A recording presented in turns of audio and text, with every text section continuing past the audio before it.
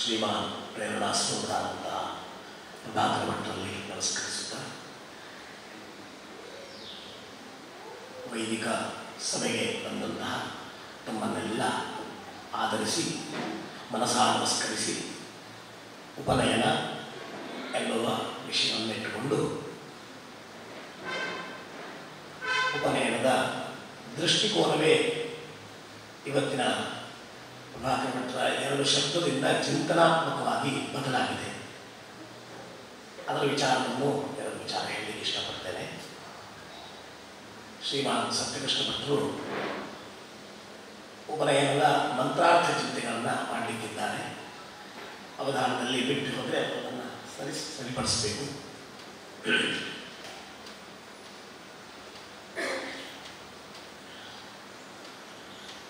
ಪ್ರಥಮತಃ ನಮ್ಮ ಈ ಭಾರತ ಭೂಮಿ ರಾಷ್ಟ್ರವೇ ಜೀವನ ಪದ್ಧತಿಯನ್ನು ಅನುಸರಿಸಿ ತೋರಿಸಿಕೊಳ್ಳಲಿಕ್ಕಿರುವಂತಹ ಒಂದು ಈ ಸಮಾಜ. ಈ ರಾಷ್ಟ್ರ ಎಷ್ಟು ದೊಡ್ಡದಾಗಿತ್ತು, ಎಷ್ಟು ಚಿಕ್ಕದಾಯಿತು ಎನ್ನುವ ಬಗ್ಗೆ ಒಂದು ಸಣ್ಣ ಉದಾಹರಣೆಯನ್ನು ಹೇಳ್ತಾ ಇದ್ದೇನೆ. ವ್ಯಾಕರಣಾಚಾರ್ಯರಾದಂತಹ ಶ್ರೀಮಾನ್ ಪಾಣಿನಿ ಮಹರ್ಷಿಗಳು ಅಷ್ಟಾಧ್ಯಾಯಿ ಸೂತ್ರಗಳಲ್ಲಿ ವಾಹಿಕಗ್ರಾಮೇ ಭ್ರಷ್ಟ ಅಂತ ಒಂದು ಸೂತ್ರ ಮಾಡ್ತಾ ಇದ್ದಾರೆ. ಇವತ್ತಿನ ಇರಾನಿನ ತೃತೀಯ ಭಾಗ ವಾಹಿಕಗ್ರಾಮ ಅಂತ ಹೆಸರು. ಅಷ್ಟಾಧ್ಯಾಯಿ ಸೂತ್ರದಲ್ಲಿ ವಾಹಿಕಗ್ರಾಮ ಚಿಂತನೆ ಇದೆ ಅಂದರೆ ಭಾರತ ವರ್ಷ ವಾಹಿಕ ಗ್ರಾಮದಿಂದ ಇರಾಕ್ ಚೆಕೋಸ್ಲೋವಾಕಿಯಾ ಇತ್ಯಾದಿ ದೇಶಗಳನ್ನು ಇದು ಮಾಡಿ ಅಫ್ಘಾನಿಸ್ತಾನಕ್ಕೆ ಬಂದು ಸಂಪೂರ್ಣ ಭಾರತ ವರ್ಷವನ್ನು ಆವರಿಸಿದ್ವಿ. ಇಷ್ಟು ದೊಡ್ಡದಾದಂತಹ ವ್ಯಾಕರಣದಲ್ಲೇ ಬಂದಿದೆ ಅಂದರೆ ವೇದದಲ್ಲಿ ಇನ್ನೂ ತುಂಬ ವಿಚಾರ ಇದೆ. ಇದಕ್ಕೆ ನಾವು ಚಿಕ್ಕದಾಗಲಿಕ್ಕೆ ಏನು ಕಾರಣ ಅಂತ ವಿಚಾರ ಮಾಡಿದಾಗ ನಿಷ್ಠೆ ಹಾಗೂ ತ್ಯಾಗ, ಇದರ 2ರ ಕಡಿಮೆ ಆಗೋದು ಸಮಾಜದ ಘಾತಕತೆ ನಿರ್ಮಾಣ. ಸಮಾಜದಲ್ಲಿ ಮಾರ್ಗದರ್ಶನ ಮಾಡಲಿಕ್ಕೆ ಅಂತ ಇರುವಂತಹ ಒಂದು ಸಮಾಜವೇ ಬ್ರಾಹ್ಮಣ್ಯ. ಯಾವ ಪರಿಸ್ಥಿತಿಯಲ್ಲೂ ದೇಶ ಸಂರಕ್ಷಣಾರ್ಥ ಸಮಾಜದ ಮೂಲಭೂತ ವಿಷಯವಾದಂತಹ ಧರ್ಮ ಸಂರಕ್ಷಣಾರ್ಥವಾಗಿ ಇರುವಂತಹ ಸಮಾಜ ಇದು ಇವತ್ತಿನ ಈ ಭಾರತ ವರ್ಷದಲ್ಲೇ 2% ಇದೆ. ಅದರಲ್ಲಿ ಚಿಂತನಾಶಕ್ತಿ ಉಳ್ಳವರು, ಅಧ್ಯಯನಶೀಲರು, ನಿಷ್ಠಾವಂತರು. ಉಳಿದವರಿಗೆ ನಿಷ್ಠೆ ಇಲ್ಲ ಅಂತ ಹೇಳ್ತಾ ಇಲ್ಲ. ಆ ನಿಷ್ಠೆ ಕೇವಲ ಉದ್ಯೋಗ ಪಡಿಸಲಿಕ್ಕೆ, ಉದ್ಯೋಗದಿಂದ ಸ್ವಸಂರಕ್ಷಣೆಗೆ, ಸ್ವಧನವರ್ಧನೆಗೆ ಕಾರಣವಾಗ್ತಾ ಇದೆ. ಬ್ರಾಹ್ಮಣ್ಯ ಅಷ್ಟು ಕಷ್ಟವೇ ಅಂತ ಚಿಂತನಾತ್ಮಕವಾಗಿ ನಾವು ವಿಚಾರ ಮಾಡಬೇಕು. ಒಂದು ಋಗ್ವೇದದ ಮಂತ್ರ ಹೇಳ್ತದೆ, ತಂತುನ್ ತಂತ್ವನ್ರಜಸೋ ಭಾನುಮನ್ವಿಃ ಜ್ಯೋತಿಷ್ಪತಃ ಪಥೋ ರಕ್ಷ ಧಿಯಾ ಕೃತಾನ್ ಅನುಲ್ಬಡಂಬಯತಜೋಗು ವಾಮಪೋ ಮನುರ್ಭವ ಜನಯಾದೈ ವ್ಯಂಜನಂ ಅಂತ. ಮನುಷ್ಯನಾಗಿರುವುದೇ ಕಷ್ಟ ಅಂತ ಹೇಳ್ತದೆ. ಅದರಲ್ಲಿ ಮನೋದ್ಭವ ಮನುಷ್ಯನಾಗಿರು ಅಂತ ಆಜ್ಞೆ ಮಾಡ್ತಾ ಇರುವ ವೇದ ಜನಯ ದೈವ್ಯಂಜನಂ, ಹುಟ್ಟಿಸಿದ್ರೆ ದೈವೀ ಜನವನ್ನ ಹುಟ್ಟಿಸು ಅಂತ ಪ್ರೇರಣೆಯನ್ನು ಕೊಡ್ತಾ ಇದೆ.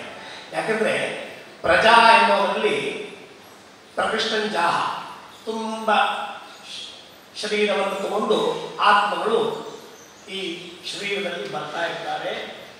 ಅದರಿಂದ ಇದು ಒಂಥರದ ಯುದ್ಧ. ಆ ಯುದ್ಧದಿಂದ ಒಂದು ಜೀವಾತ್ಮ ಶರೀರವನ್ನು ಪಡ್ಕೊಂಡು ಹೊರಗೆ ಬರ್ತಾನೆ, ಬಾಕಿ ಎಲ್ಲರೂ ಅವರನ್ನು ತಿನ್ನಲಿಕ್ಕೆ ನೋಡ್ತಾ ಇದ್ದಾರೆ. ಇದು ಯಾವಾಗಲೂ ನಡೀತಿರುವಂತಹ ಯುದ್ಧ. ನಾವು ಕೃಷಿಕರು ಕೃಷಿಯಿಂದ ವಿಚಾರ ಮಾಡಿ ಒಂದು ಉತ್ತಮ ಬೀಜವನ್ನ ಸ್ಥಾಪನೆ ಮಾಡಿದಾಗ ಭೂಮಿಯಲ್ಲಿ ಲಕ್ಷಾಂತರ ಜೀವಾಣುಗಳು ಆ ಬೀಜವನ್ನ ತಿನ್ನಲಿಕ್ಕೆ ನೋಡ್ತಾರೆ. ಯಾಕೆಂದ್ರೆ ಆ ಬೀಜ ಹೊರಗಿಂದ ಬಂದಿದ್ದು ಅಂತ ಅವರ ಧಾರಣೆ. ಆದ್ರೆ ತನ್ವಂದ್ರಗಸೋ ಭಾನುಮನ್ವಿಹಿ, ಸೂರ್ಯನನ್ನು ನೋಡಿಕೊಂಡು ಆ ಬೀಜ ಬೆಳೆಯುತ್ತೆ ವಿನಃ ಭೂಮಿಯಲ್ಲಿರುವ ಬಾಕಿ ಜೀವಾಣುಗಳನ್ನು ಹೆದರುಕೊಂಡು ಇರೋದಿಲ್ಲ. ತಾನು ತನ್ನ ಧರ್ಮಕ್ಕೆ ತನ್ನ ರಾಷ್ಟ್ರಕ್ಕೆ ಆದವನಿರಬೇಕು ಎನ್ನೋದೇ ಧರ್ಮದ ಶಿಕ್ಷೆ. ನಮಗೆ ಧರ್ಮ ಮೇಲೆಯೋ ರಾಷ್ಟ್ರ ಮೇಲೆ ಅನ್ನೋದು ಕೇಳಿದರೆ ರಾಷ್ಟ್ರ ಧರ್ಮ ಮೇಲೆ, ರಾಷ್ಟ್ರವೇ ಧರ್ಮವಾಗಿರುವಂತಹ ನಮ್ಮ ಧರ್ಮ ಮೇಲೆ. ಯಾಕೆಂದ್ರೆ ಈ ಮಂತ್ರದಲ್ಲಿ ದೇವಿ ಸೂಕ್ತದಲ್ಲಿ ದೇವಿ ವಾಗಾಂಬಣಿ ಎನ್ನುವ ರಸಿಕಾ ಹೇಳ್ತಾರೆ, ಅಹಂ ರಾಷ್ಟ್ರೀ ಅಂತ, ನಾನೇ ರಾಷ್ಟ್ರೀಯ ಆಗಿದ್ದೇನೆ. ಆಶ್ಚರ್ಯ ಕಾಣಬಹುದು. ವೇದದಲ್ಲಿ ಗಣಪತಿ, ಪೂಷಾ, ಸರಸ್ವತಿ, ಮಿತ್ರ, ವರುಣ, ಅಶ್ವಿನಿ ಇತ್ಯಾದಿ ದೇವತೆಗಳು ತುಂಬಾ ಹೆಸರು ಕಾಣ್ತಾ ಇದ್ದಾವಲ್ಲ ಅಂತ ಹೇಳಿದ್ರೆ, ನಿರುಕ್ತಕಾರರಾದಂತಹ ಶ್ರೀಮಾನ್ ಯಾಸ್ಕಾಚಾರ್ಯರ ಮತದಲ್ಲಿ ವೇದದಲ್ಲಿರುವ ಹೆಸರುಗಳು 4 ದೇವರು. ಅದರಲ್ಲಿ ಮೊದಲನೇ ಹೆಸರೇ ರಾಷ್ಟ್ರೀ.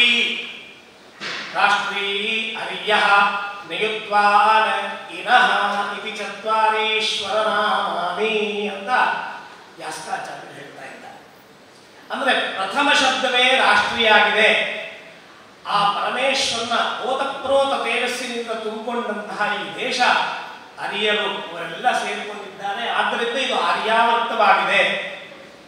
ನಿಯುಕ್ವಾನ್, ನಮ್ಮನ್ನೆಲ್ಲ ಒಳ್ಳೆ ಕೆಲಸಕ್ಕೆ ಯೋಜನೆ ಮಾಡ್ತಾ ಇರುವಂತಹ ಒಂದು ಪರಮಾತ್ಮ ನಿಯೋಜನೆ ಮಾಡುವವನು ನಿಯುಕ್ವಾನ್ ಆಗಿದ್ದಾನೆ. ಅದನ್ನ ಮಾಡದೇ ಇದ್ರೆ ಇನಃ ಇಲ್ಲಿಂದ ಕಳಿಯವನು, ಅವನು ಕೂಡ ಪರಮಾತ್ಮನೇ ಆಗಿದ್ದಾನೆ. ಕಾಲ ಈ 4 ಹೆಸರು ಮಾತ್ರ ವೇದದಲ್ಲಿ ದೇವರ ಹೆಸರು ಅಂತ ಹೇಳಿದ್ದಾರೆ. ನಮಗೆ ಇಷ್ಟು ದಿನ ತನಕ ಈ ಹೆಸರುಗಳೇ ಗೊತ್ತಿಲ್ಲ. ಚತ್ವಾರಿತೆ ಅಸುರ್ಯಾಣಿ ನಾಮ ಅದಾಭ್ಯಾನಿ ಮಹೇಶಸ್ಯ ಸಂತಿ. ಇದನ್ನ ಇನ್ನೊಂದು ಮಂತ್ರವೂ ಕೂಡ ಎತ್ತ ಹೇಳ್ತಾ ಇದೆ, ಭಗವಂತ ನಿನ್ನ 4 ಹೆಸರಿದೆ ಅಂತ. ನಾವು ಪ್ರತಿ ಒಂದು ಕರ್ಮ ಮಾಡುವಾಗ ಅದು ಬ್ರಾಹ್ಮಣ್ಯ ಇರಲಿ, ರಾಜಧರ್ಮದಂತೆ ದೇಶ ಸಂರಕ್ಷಣೆ ಇರಲಿ, ನಿತ್ಯ ಸ್ವತ್ವ ಇಟ್ಟುಕೊಂಡು ಉತ್ತಮ ದೇಶದ ಆರ್ಥಿಕ ವ್ಯವಸ್ಥೆಯನ್ನು ಇಟ್ಕೊಳ್ಳಿಕ್ಕೆ ಇರುವಂತಹ ವ್ಯಾಪಾರವಿರಲಿ, ಸರ್ವಜನ ಸೇವೆ ಇರಲಿ, ಇದು ಮಾಡುವಾಗ ನನ್ನ ಮೊದಲ ಧರ್ಮ ಏನಾಗಿರಬೇಕು ಅಂತ ಕೇಳಿದ್ರೆ ರಾಷ್ಟ್ರೀಯ ಆಗಿರಬೇಕು. ಈ ರಾಷ್ಟ್ರೀಯ ಇಲ್ಲದಿದ್ದಲ್ಲಿ ಇನಃ. ಆದ್ರಿಂದ ರಾಷ್ಟ್ರ ಧರ್ಮದೆಡೆಗೆ ತಗೊಂಡು ಹೋಗುವಂತಹ ಒಂದು ಸಂಸ್ಕಾರ ಇದ್ರೆ ಇವೆಲ್ಲ ಸರಿ ಇರ್ತದೆ. ಎಲ್ಲಿರಿಲ್ವೋ ಆ ರಾಷ್ಟ್ರಗಳು ಸಂಕುಚಿತವಾಗ್ತವೆ, ಅದೆಲ್ಲ ದೇಶಗಳು ಆಗ್ತದೆ. ನಂತರ ಸಣ್ಣ ಸಣ್ಣ ಭಾಗವಾಗ್ತದೆ. ಜಿಲ್ಲೆಗಳು ತಮಗೆ ರಾಜ್ಯ ಬೇಕು ಅಂತ ಹೇಳುವವರು ಎದ್ದು ಬಿಡ್ತಾರೆ. ಸಾಮಾಜಿಕ ಸ್ಥಿತಿ ನಷ್ಟವಾಗ್ತಾ ಹೋಗ್ತದೆ. ಆದ್ರಿಂದ ಇದೊಂದು ಸಂಸ್ಕಾರ, ಇದನ್ನು ಕೂಡ ಬಾಲ್ಯ ವಯಸ್ಸಿನಿಂದ ಕೊಡಬೇಕು ಅಂತ ಈ ಸಂಸ್ಕಾರ ಷೋಡಶಗಳು ನಮ್ಮ ವೈದಿಕರು ಇದನ್ನ ಯೋಚನೆ ಮಾಡಿ ಋಷಿಮುನಿಗಳು ಇಟ್ಟಿದ್ದಾರೆ. ಈ ರಾಷ್ಟ್ರ ಧರ್ಮದಲ್ಲಿ ಮತ್ತು ಪುನಃ ನೀವು ಏನೋ ಹೇಳಿದ್ರೆ ಈ 4ರಲ್ಲಿ ಹಂಚಿಬಿಡ್ತಿರಲಿಲ್ಲ. ಬ್ರಾಹ್ಮಣ್ಯ, ಕ್ಷತ್ರಿಯ, ವೈಶ್ಯ, ಶೂದ್ರ ಅಂತ ಇದರಿಂದಲೇ ಸಮಾಜ ಹಿಂದೋಗಿದೆ ಅಂತ ಎಷ್ಟೋ ಜನರ ಆಕ್ಷೇಪ ಇದೆ. ಇದು ಕೂಡ ಶುದ್ಧವಾದ ನಮ್ಮ ಮೇಲೆ ಆಪಾದನೆ ಹೊರತು ಸತ್ಯಕ್ಕೆ ದೂರವಾದ. ಯಾಕೆಂದ್ರೆ ಒಂದು ಸಮಾಜ ನಡೀಬೇಕು ಅಂತಾದ್ರೆ ಇದು 4 ವಿಷಯಗಳು ಇರಲೇ ಇಟ್ಕೊಳ್ಳಿ, ಇದು 4 ಇಲ್ಲದೆ ಇದ್ರೆ ಅವರು 100 ಆಗಿಬಿಡ್ತಾರೆ. ಆದ್ರಿಂದ ಈ 4 ನಡೀಲಿಕ್ಕೆ ಬೇಕು. ಅದರಲ್ಲಿ ಬಾಕಿ ಎಲ್ಲರೂ ಪ್ರಮಾದ ಮಾಡಿದರೆ ಆಗ್ಬೋದು, ಆದರೆ ಮೊದಲನೇವನಿದ್ದಾನಲ್ಲ ಬೌದ್ಧಿಕ ಶಕ್ತಿ ಉಳ್ಳವನು, ಅವನು ಮಾತ್ರ ಪ್ರಮಾದವನ್ನು ಮಾಡಬಹುದು. ಅವನು ಬುದ್ಧಿಜೀವಿ ಅಂತ ಹೇಳಿಸ್ಕೊಂಡು ಪ್ರಮಾದ ಮಾಡ್ತಾ ಇದ್ದಾರೆ. ಅದರ ಹೆಸರು ಇಟ್ಕೊಂಡು ಆ ಬುದ್ಧಿಗೆ ಸಂಬಂಧಪಡದೇ ಇದ್ದ ಕೆಲಸಗಳನ್ನೆಲ್ಲ ಮಾಡ್ತಾರೆ. ತುಂಬಾ ಅಧೋಗತಿಗೆ ದೇಶವನ್ನು ತಗೊಂಡು ಹೋಗ್ತಾ ಇದ್ದಾರೆ. ಇಂತಹ ಸಾಮಾಜಿಕ ಅವಶ್ಯಕತೆಯುಳ್ಳಂತಹ ವರ್ಣಾಶ್ರಮ ವೇದಗಳು ಹೇಳಿವೆ. ಜಾತಿ ಅದರಿಂದ ನಂತರ ಬಂದಂತಹ ಒಂದು ವಿಚಾರ. ಜಾತಿ ಅವಶ್ಯಕತೆ ಇದೆಯೋ ಇಲ್ವೋ ಅದೆಲ್ಲ ಮುಂದಿನ ವಿಚಾರ ಇದೆ. ಎಲ್ಲಿಯ ತನಕ ತಾವು ಹೇಳಿ ಈ ಶರೀರಕ್ಕೆ ಜಾತಿ ಇದೆಯೋ ಇಲ್ಲೋ, ಶರೀರದಲ್ಲಿರುವ ಆತ್ಮ ಜಾತಿಯನ್ನು ಹೌದೋ ಅಲ್ಲೋ ಇತ್ಯಾದಿ ಪ್ರಶ್ನೆಗಳು ಹೇಳಬಹುದು. ಇದನ್ನು ನಾವು ಸಾಮಾನ್ಯವಾಗಿ ಒಂದು ವಿಚಾರ ಮಾಡಿದರೆ, ಆಕಾಶದಿಂದ ಬೀಳುವಂತಹ ಒಂದು ನೀರು, ಜಲದ ಒಂದು ತುಣುಕು ಕೂಡ ಉತ್ತಮವಾದದ್ದೇ, ಎಲ್ಲಿ ಇದ್ರೂ ಕೂಡ ಉತ್ತಮವಾಗಿದೆ. ಆದರೆ ಸಮುದ್ರದಲ್ಲಿ ಬಿದ್ದರೆ ಉಪ್ಪಾಗುತ್ತೆ,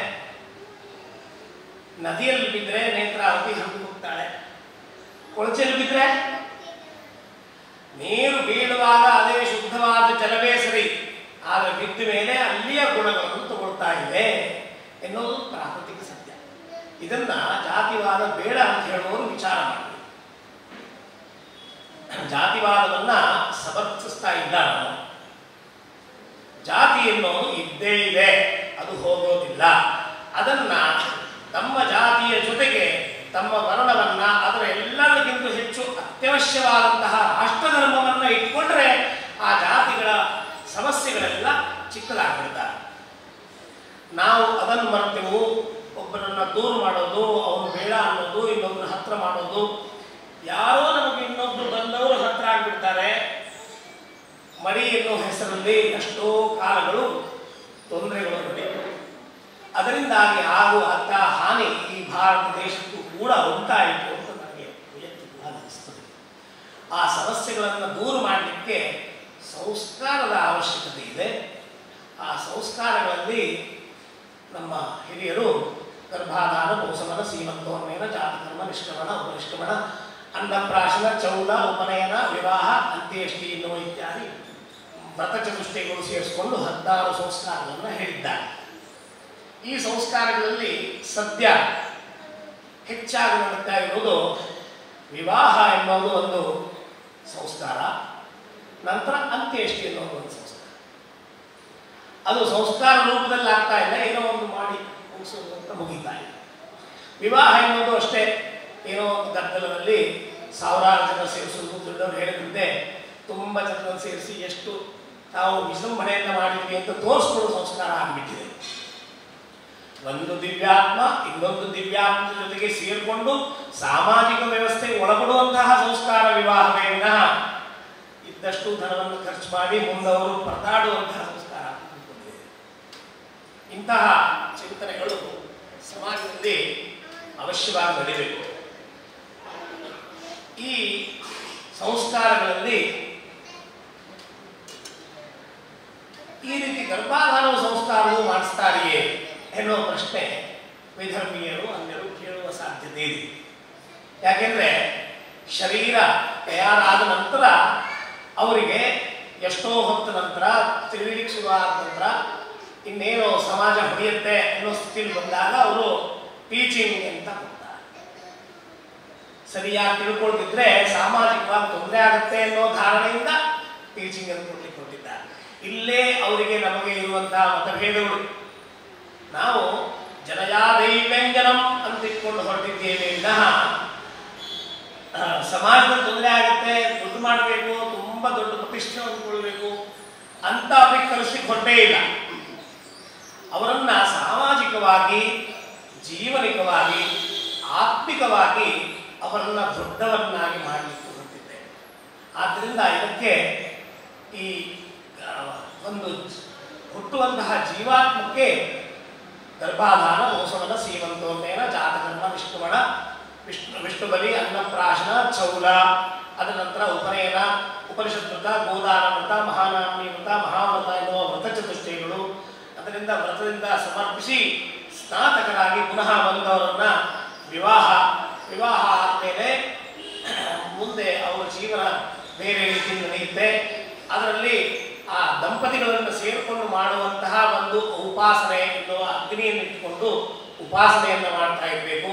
ಒಂದು ಹೆಣ್ಣು ಬೇರೆ ಕುಟುಂಬದಿಂದ ಆಶ್ರಯಿಸಿ ಬಂದಿರ್ತಾಳೆ, ಅವಳಿಗೂ ಕೂಡ ಆಧ್ಯಾತ್ಮಿಕವಾಗಿ ಮಾರ್ಗದರ್ಶನ ಇರಬೇಕು. ಅವಳು ಕೂಡ ಒಂದು ಉಪಾಸನೆಯನ್ನು ಮಾಡಬೇಕು, ದೇವಿ ಶಕ್ತಿಯನ್ನು ಅವಲಂಬಿಸಬೇಕು. ಕೇವಲ ಪತಿ ಸೇವೆ ಮಾಡ್ಕೊಂಡಿದ್ದು ಸಾಲದು, ಅವರಿಗೆ ಇಬ್ಬರಿಗೆ ಒಂದು ದೇವರ ಅನುಗ್ರಹ ಇರಬೇಕು, ಕುಟುಂಬ ಚೆನ್ನಾಗಿ ನಡೀಬೇಕು ಎನ್ನುವ ದೃಷ್ಟಿಯಿಂದ ಇಬ್ರು ಸೇರಿ ವಿವಾಹ ಆದ ನಂತರ ಮಾಡಿಕೊಂಡಂತಹ ಅಗ್ನಿಯನ್ನೇ ಆರಾಧನಾ ರೂಪಕವಾಗಿ ಇಟ್ಕೊಂಡು ಸೂರ್ಯೋದಯ ಸೂರ್ಯಾಸ್ತ ಕಾಲದಲ್ಲಿ ಇಟ್ಕೊಂಡು ಮಾಡುವಂತಹ ಸಂಸ್ಕಾರ ವಿವಾಹೋತ್ತರವಾಗಿ ಗೃಹ್ಯಾಗ್ನಿಯಲ್ಲಿ ಸಂಸ್ಕಾರಗಳು ಅದು ಸಪ್ತವಿಧವಾಗಿ ಹಂಚಿಕೊಳ್ತದೆ. 7-7-7 ಎನ್ನುವ ರೀತಿಯಲ್ಲಿ 21 ರೀತಿಯಲ್ಲಿ ಸಂಸ್ಕಾರವನ್ನಾಗಿ ತಗೊಳ್ತಾರೆ. ಈ 21 ಸಂಸ್ಕಾರಗಳೇ ಭಗವಂತನಾದ ಶ್ರೀ ಯಜ್ಞೇಶ್ವರನ 7 ಜಿಹ್ವೆಗಳು ಅಂತ ಹೇಳ್ತಾರೆ. ಸಪ್ತಾಸ್ಯಾಸನ್ ಪರಿಧಯ ತ್ರಿಸಪ್ತ ಸಮಿಧ ಕೃತಾಃ ಅಂತ ನಮ್ಮ ಪುರುಷ ಸೂಕ್ತದಲ್ಲಿ 15ನೇ ಮಂತ್ರದಲ್ಲಿ ಹೇಳ್ತಾರೆ. 7 ಪರಿಧಿಯಿಂದ 3 ಕಡೆ ಸೇರಿಕೊಂಡಿರುವಂತಹ ಈ ಸಂಸ್ಕಾರ 21 ರೂಪವನ್ನು ತಗೊಳ್ಳುತ್ತದೆ. ಅದರಲ್ಲಿ 7 ಸಂಸ್ಕಾರಗಳು ಗೃಹ್ಯರು, ಸಪತ್ನೀಕರಾದಂತಹ ದಂಪತಿಗಳು ಮಾಡುವಂಥವರು. ಗೃಹ್ಯ ಅಂದರೆ ಮನೆಯಲ್ಲಿ ಮಾಡುವಂತಹದ್ದು. ತಮ್ಮ ಸಂಸ್ಕಾರಕ್ಕೆ, ತಮ್ಮ ಮಕ್ಕಳ ಸಂಸ್ಕಾರಕ್ಕೆ ಮಾಡುವಂತಹ ಸಂಸ್ಕಾರ ಕರ್ಮಗಳು. ಅದರ ನಂತರ ತಮ್ಮ ಜವಾಬ್ದಾರಿ ಅಷ್ಟೇ ಮುಗಿತೆ ಅಂತ ಕೇಳಬಾರದು. ವಾಸ್ತವಿಕವಾಗಿ ಎಷ್ಟು ದೊಡ್ಡ ವಿಚಾರ ಇಟ್ಟಿದ್ದಾರೆ ಅಂದರೆ, ಕೇವಲ ಸ್ವಾರ್ಥಕ್ಕಾಗಿ ಜೀವನ, ನಮ್ಮ ಮನೆ ನಮ್ಮ ಕುಟುಂಬ ಇಷ್ಟ ಆದ್ರೆ ಆಯ್ತು ಎನ್ನುವ ಜೀವನ ಇಲ್ಲ ನಮ್ಮ ಈ ಸನಾತನದ ವೈದಿಕ ಪದ್ಧತಿಯಲ್ಲಿ. ಈ 7 ಸಂಸ್ಕಾರದಿಂದ ಮುಕ್ತರಾದ ನಂತರ ನಮ್ಮ ಜೀವನ ಸಂಪೂರ್ಣವಾಗಿ ಸಮಾಜಕ್ಕೆ ಮತ್ತು ದೇಶಕ್ಕಾಗಿ ಮುಡುಪಾಗಿಡಬೇಕು. ಧನಾರ್ಜನೆಯ ವಿಷಯ ಅದು ಮುಗಿದಿರುತ್ತೆ. ಯಾಕೆಂದ್ರೆ ಜೀವನದ ಅವಶ್ಯಕತೆ ಏನಿದೆ ಅದು ಮುಗಿದೋಗ್ಬಿಟ್ಟಿದೆ. ನಾವು ನಮ್ಮ ಸಮಾಜಕ್ಕಾಗಿ ತೋರಿಸ್ಕೊಳ್ಬೇಕು ಅಂತ ಹೇಳಿಕೊಂಡು ಈ ಅಗ್ನಿಯನ್ನ ಪರಿವರ್ತಿಸ್ತಾರೆ. ಅದನ್ನ ಗೃಹ್ಯಾಗ್ನಿಯಿಂದ ಶ್ರೌತಾಗ್ನಿ ರೂಪದಲ್ಲಿ ಇಟ್ಕೊಂಡು ವಿತಾನ ಯೋಗ್ಯ ಅಂತ ಹೇಳ್ತಾರೆ. 3 ಕಡೆ ಇಟ್ಕೊಂಡು ಆ ಅಗ್ನಿಗಳಲ್ಲಿ ಆರಾಧನೆಯನ್ನು ಮಾಡ್ತಾ ಅದರಲ್ಲಿ 7 ಥರದ ಸಂಸ್ಕಾರವನ್ನ ಪಡೀತಾರೆ. ಈಗ ಮುಗಿತಲ್ಲ ಗೃಹ್ಯ ಸಂಸ್ಕಾರ, ಮತ್ತೇನು ಸಂಸ್ಕಾರ ಅಂತ ಕೇಳ್ತೀವಿ. ದೇಶಕ್ಕೆ ಒಳ್ಳೇದು ಮಾಡುವಾಗಲೂ ನಮಗೂ ಒಳ್ಳೇದಾಗಬೇಕು. ಇದು ಹೇಗಿದೆ ಅಂದರೆ, ಒಂದು ವ್ಯಾಯಾಮ ಶಾಲೆಯಲ್ಲಿ ಗರಡಿ ಮನೆಯಲ್ಲಿ ಶರೀರ ಬೆಳೆಸಲಿಕ್ಕೆ ತುಂಬ ಅವಶ್ಯಕವಾದಂತಹ ಆ ವಸ್ತುಗಳನ್ನು ಇಟ್ಕೊಂಡು ಶರೀರವನ್ನು ದಷ್ಟಪುಷ್ಟ ಮಾಡಿಕೊಂಡು ಅದನ್ನೆಲ್ಲ ಆದ ನಂತರ ಅವ್ರು ನೋಡಿ ಅವರನ್ನೆಲ್ಲ ಬದಿಗಿಟ್ಟು ಕನ್ನಡಿಯನ್ನು ನೋಡ್ಕೊತಾರೆ ತಾನು ಹೇಗಿದ್ದೇನೆ ಅಂತ. ಹೊರತು ಆ ಡಂಬಲ್ಸ್ಗಳು, ಆ ವಜ್ಜೆ ವಸ್ತುಗಳೆಲ್ಲ ಅದೆಷ್ಟು ಸೌದೋಗ್ಬಿಟ್ಟಿದೆ ಅಂತ ನೋಡೋದಿಲ್ಲ, ಅದನ್ನು ಸೈಡ್ ಇಟ್ಬಿಟ್ಟಿರ್ತಾರೆ.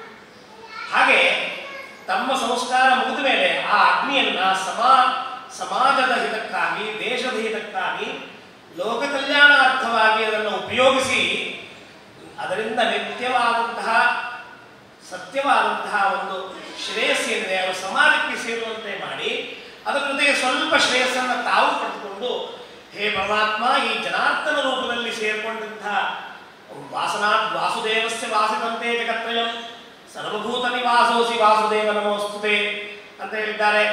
ಪ್ರತಿಯೊಂದು ಭೂತದಲ್ಲಿ ಇರುವಂತಹ ವಾಸುದೇವನಿಗೆ ನಾನು ಈ ಅಗ್ನಿಯಲ್ಲಿ ಕೊಟ್ಟಂತಹ ಆಹುತಿಯಿಂದ ನಾನು ಎಷ್ಟು ಹತ್ರ ಆಗಿದ್ದೇನೆ ಎನ್ನುವುದನ್ನು ವಿಚಾರ ಮಾಡಲಿಕ್ಕಾಗಿ ಇರೋದು ಸ್ವಲ್ಪ ಸಂಸ್ಕಾರ. ಆ ಸಂಸ್ಕಾರವೇ ಸಮಾಜಕ್ಕಾಗಿ, ದೇಶಕ್ಕಾಗಿ, ರಾಷ್ಟ್ರಕ್ಕಾಗಿ ಇರುವಂಥದ್ದು. ಅಂತಹ ಸಂಸ್ಕಾರಗಳು 7. ಇದರಲ್ಲಿ ಅಗ್ನಿಹೋತ್ರಾದಿಗಳು, ದರ್ಶಪೂರ್ಣಮಾಸೇಷ್ಟಿ, ಚಾತುರ್ಮಾಸ್ಯಾದಿಗಳು, ನೂತನ ಅನ್ನ ಬಂದಾಗ ಕೃಷಿಕರಿಂದ ತಗೊಂಡು ಆ ಹವಿಸ್ಸನ್ನು ಅಗ್ನಿಗೆ ಅರ್ಪಿಸುವಂತಹ ನವಾನ್ನ ಆಗ್ನೇಯಷ್ಟಿ, ನಂತರ ಸೋಮಾದಿ ಯಾಗಗಳು, ಇದೆಲ್ಲ ಸೇರ್ಕೊಳ್ತಾರೆ. ಇದು ನಡೆಯುವುದೇ ಲೋಕ ಕಲ್ಯಾಣಾರ್ಥ. ತತ್ಪೂರ್ವಕವಾಗಿ ತನ್ನನ್ನು ಕೂಡ ಸ್ವಲ್ಪ ಪಾವಿಸಿಕೊಳ್ತಾನೆ. ಆದ್ದರಿಂದ ಈ 21 ಸಂಸ್ಕಾರದಿಂದ ಶಾರೀರಿಕವಾದ ಸಂಸ್ಕಾರಗಳು, ಮಾನಸಿಕ ಸಂಸ್ಕಾರಗಳು ಆಗ್ತವೆ ಅಂತ ಶಾಸ್ತ್ರ ಹೇಳಿದೆ. ಇದೆಲ್ಲ ಸಂಸ್ಕಾರಗಳಿಗೆ ಪೂರ್ವಭೂತವಾಗಿ ಅತ್ಯವಶ್ಯಕವಾದಂತಹ ಸಂಸ್ಕಾರವೇ ಉಪನಯನ ಸಂಸ್ಕಾರ. ಈ ಉಪನಯನಗಳು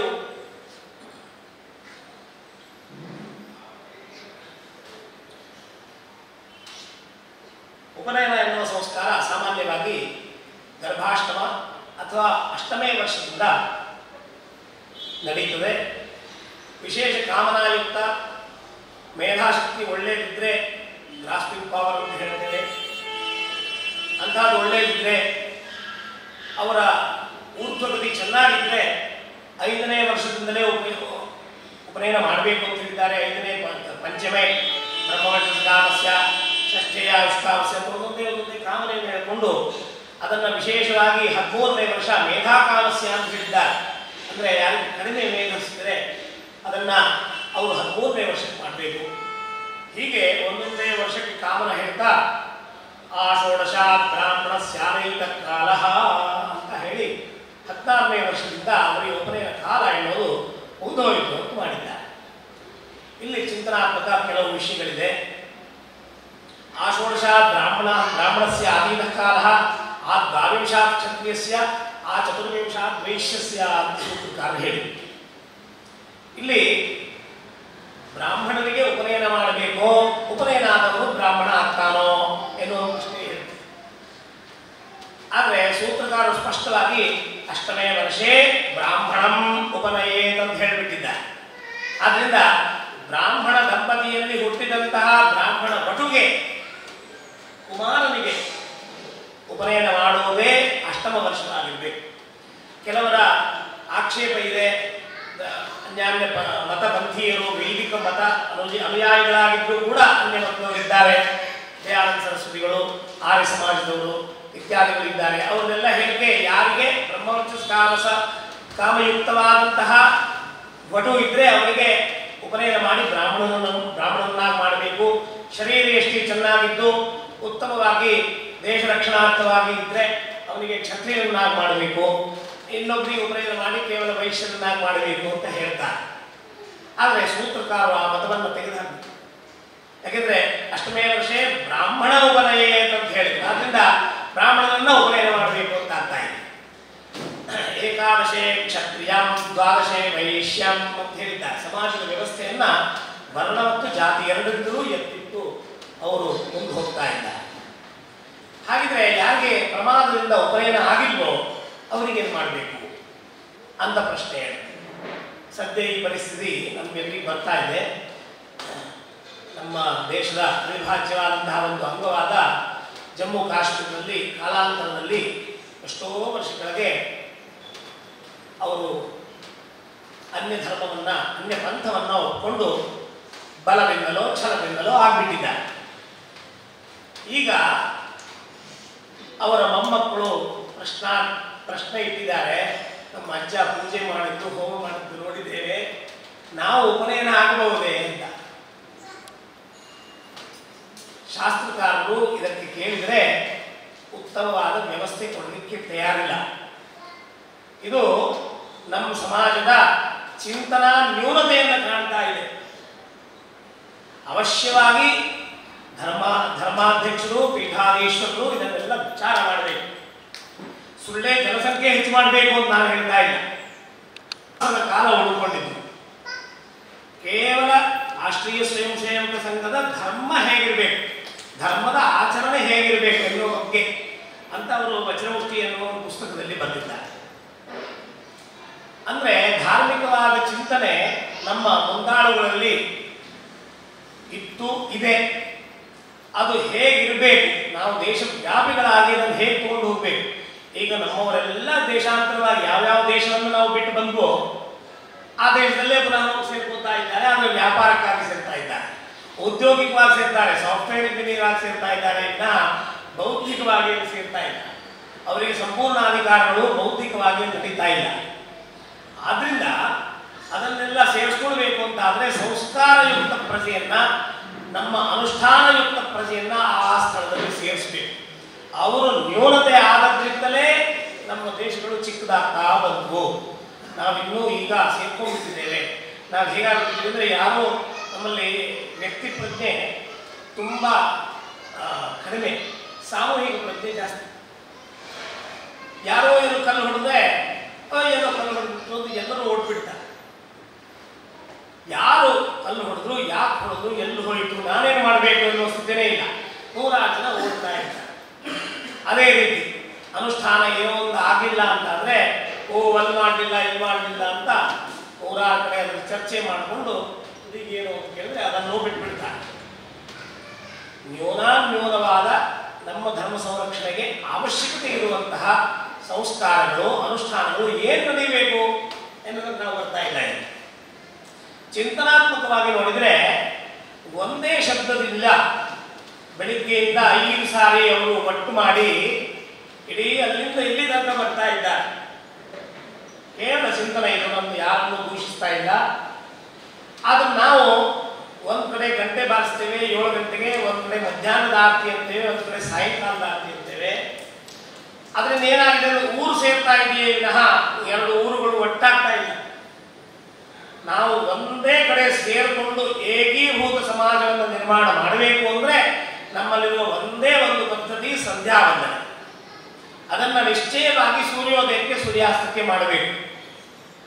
ಈ ಕಾಲದಿಂದ ಸಾಮಾನ್ಯವಾಗಿ ಒಂದು 3/4 ಗಂಟೆ ತಡೆದು, ಸೂರ್ಯೋದಯದಿಂದ 3/4 ಗಂಟೆ ಅದಕ್ಕೆ ಕಾಲ, ಸೂರ್ಯಾಸ್ತದಿಂದ ನಂತರ ನಡೆಯುವ 3/4 ಗಂಟೆ ಇದು ನಮ್ಮದು. ಅವರು ಅದಕ್ಕೆ ಅಜಶಬ್ದವನ್ನು ಇಟ್ಕೊಂಡು ಇನ್ನೊಂದು ಸೇರಿಸ್ಕೊಂಡು, ವಾಸ್ತವವಾಗಿ ಸಂಧ್ಯಾ ವಂದನೆ ಎನ್ನುವುದು ನಮಸ್ಕಾರ ನಮ್ಮದು. ಇದನ್ನು ಅವರು ಅಜಶಬ್ದ ಸೇರಿಸ್ಕೊಂಡ್ಬಿಟ್ಟು ಅವ್ರದ್ದು 5 ಕಡೆ ಮಾಡ್ತಾ ಇದ್ದಾರೆ. ಅದರಿಂದ ಏನಾಗ್ತಾ ಇದೆ ಅಂದರೆ ಸೇರ್ತಾ ಇದೆ, ನಾವು ಅದರಿಂದ ದೂರ ಆಗ್ತಾ ಇದೆ. ಈಗಿರುವ ನಮ್ಮ ಧಾರ್ಮಿಕ ಪದ್ಧತಿಗಳು ಕೂಡ ಪೂಜಾ ಕೈಂಕರ್ಯಾದಿಗಳು, ವಾದ್ಯ ಉತ್ಸವಾದಿಗಳು, ಬಲಿತಂತ್ರಾದಿಗಳು ಅಥವಾ ಮೂರ್ತಿ ಅಲಂಕಾರಾದಿಗಳು ಕೂಡ ನಮ್ಮ ಕಷ್ಟವನ್ನೇನೋ ಪರಿಹರಿಸದಾಗ ಕಾಣ್ತಾ ಇದೆ. ಆದರೆ ಸಾಮಾಜಿಕವಾಗಿ, ರಾಷ್ಟ್ರೀಯವಾಗಿ ನಮ್ಮನ್ನು ಒಟ್ಟು ಸೇರಿಸಲಿಕ್ಕಾಗ್ತಾ ಇಲ್ಲ. ಇದು ಒಂದು ಚಿಂತನಾತ್ಮಕ ನನ್ನ ಹೇಳಿಕೆ.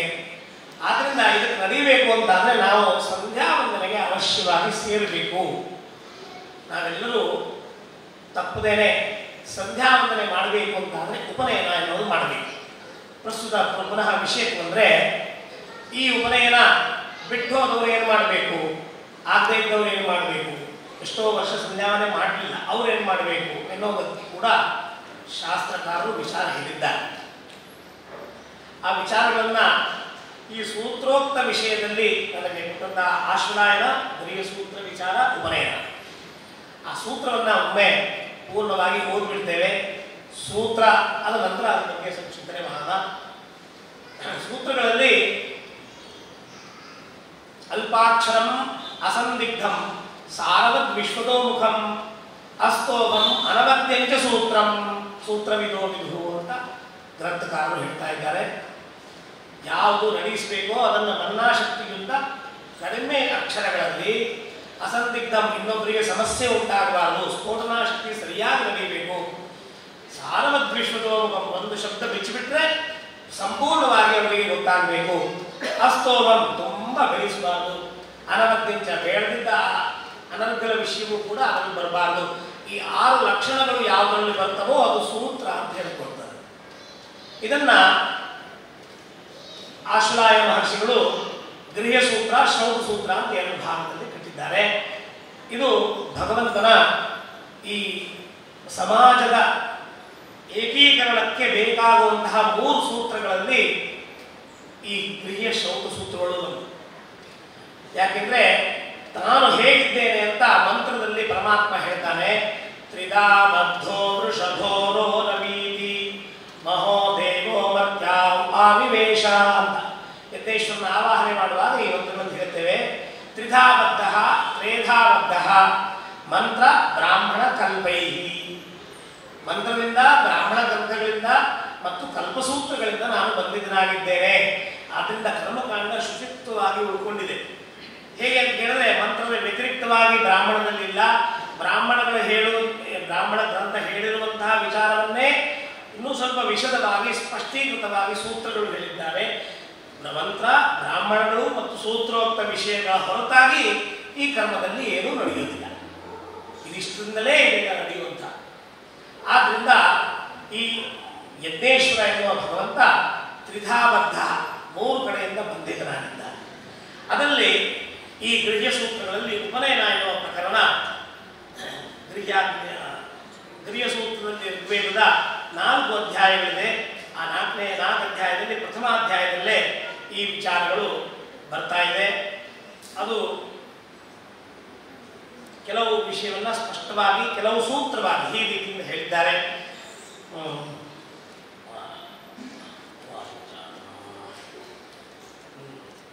ಉದಗೇನ ಆಪೂರ್ಯಮಾಣ ಪಕ್ಷೇ ಕಲ್ಯಾಣೇ ನಕ್ಷತ್ರೇ ಚೌಲಕರ್ಮೋಪನಯನ ಗೋದಾನ ವಿವಾಹ ಸಾರ್ವಕಾಲಮೇಕೆ ವಿವಾಹಂ ತೇಷಾಂ ಪುರಸ್ತಾತ್ ಚತುಸ್ರಾಚ್ಚ ಅಗ್ನಿರ್ಗೂಯ ಅಗ್ನಾಯೋಷಿ ವಿಪಟಾಪೇ ರಕ್ತವೇದ ಅನ್ಯನ್ಯೈತಿಕ ವ್ಯಾರ್ತಿವಿರುವ ಸಮುಚ್ಚಯ ಮೇಕೆ ನೈಕೆ ಕಾಂಚನ ತ್ವರ್ಯಮಾನೋಸಿಯತ್ಕನೀನಾಮಿತಿ ವಿವಾಹೇ ಚತುರ್ಥಿ ಎನ್ನುವ ಒಂದು ಖಂಡದಲ್ಲಿ ಉದಗೇನ ಎನ್ನುವ ಕಾಲ, ಆಪೂರ್ಯಮಾಣ ಪಕ್ಷ ಎನ್ನುವ ಶುದ್ಧ ಪಕ್ಷ, ಕಲ್ಯಾಣ ಎನ್ನುವ ಶುದ್ಧ ನಕ್ಷತ್ರಗಳು, ಚೌಲಕರ್ಮ, ಉಪನಯನ, ಗೋದಾನ, ವಿವಾಹ ಎನ್ನುವ 4 ಸಂಸ್ಕಾರಗಳನ್ನು ನಡೆಸಬೇಕು. ಅದಕ್ಕೆ ಏನೇನು ಮಾಡಬೇಕು ಅನ್ನೋದು ಸೂಕ್ಷ್ಮ ರೂಪದಲ್ಲಿ ಹೇಳಿಬಿಟ್ರು. ಸಾರ್ವಕಾಲ ಬೇಕೆ, ಕೆಲವರು ಸಾರ್ವಕಾಲವಾಗಿಯೂ ವಿವಾಹವನ್ನು ಮಾಡಬಹುದು ಅಂತ ಹೇಳ್ಬಿಟ್ಟಿದ್ದಾರೆ. ಅಂದರೆ ಜ್ಯೋತಿಷ್ಯ ವಿಚಾರವನ್ನು ಬದಿಗಿಟ್ಟುಕೊಂಡು ಅವರು ಸಾರ್ವಕಾಲಿಕವಾಗಿ ವಿವಾಹವನ್ನು ಹೋಗ್ತಾ ಇದ್ದಾರೆ. ಆದರೆ ಅದು ಯಾವ ವಿವಾಹ ಎನ್ನುವುದನ್ನು ಅದು ಗ್ರಂಥಾಂತರದಿಂದ ನೋಡ್ಕೊಳ್ಬೇಕು. ಬ್ರಾಹ್ಮ ವಿವಾಹ, ದೈವ ವಿವಾಹ, ಪ್ರಾಜಾಪತ್ಯ ವಿವಾಹ, ಗಾಂಧರ್ವ ವಿವಾಹ ಎನ್ನುವ ಶುದ್ಧ ವಿವಾಹಗಳು 4, ರಾಕ್ಷಸ ವಿವಾಹ, ಪೈಶಾಚ ವಿವಾಹ ಇತ್ಯಾದಿಗಳು 4, ಅಧಮ ವಿವಾಹಗಳು ಎನ್ನುವ 8 ವಿವಾಹ ಸಂಸ್ಕಾರಗಳು ನಡೀತಾ ಇವೆ. ಅದರಲ್ಲಿ 4ರಲ್ಲಿ ಪೂರ್ವ ಉತ್ತಮ, 5, 6, 7, 8ರಲ್ಲಿ ಅಧನೋದರ ಅನುತ್ತಮ. ಈ ರೀತಿಯಲ್ಲಿ ಅದರ ವ್ಯವಸ್ಥೆ ಇತ್ತು. ಆ ವಿವಾಹ ಮಾತ್ರ ಯಾವಾಗಲೂ ಮಾಡಬಹುದು ಅಂತ ಹೇಳಿದ್ರು. ಆ ಉಪನಯನವನ್ನು ಚೌಲಕರ್ಮ, ಈ ಉಪನಯನ ಆಪೂರ್ಯಮಾಣ ಪಕ್ಷ ಮತ್ತು ಉತ್ತಮ ನಕ್ಷತ್ರ ಇದನ್ನು ನೋಡಿಯೇ ಮಾಡಬೇಕು ಅಂತ ಹೇಳ್ತಾರೆ. ಯಾಕೆ ಅಂತ ಹೇಳಿದರೆ ಅದರಲ್ಲಿ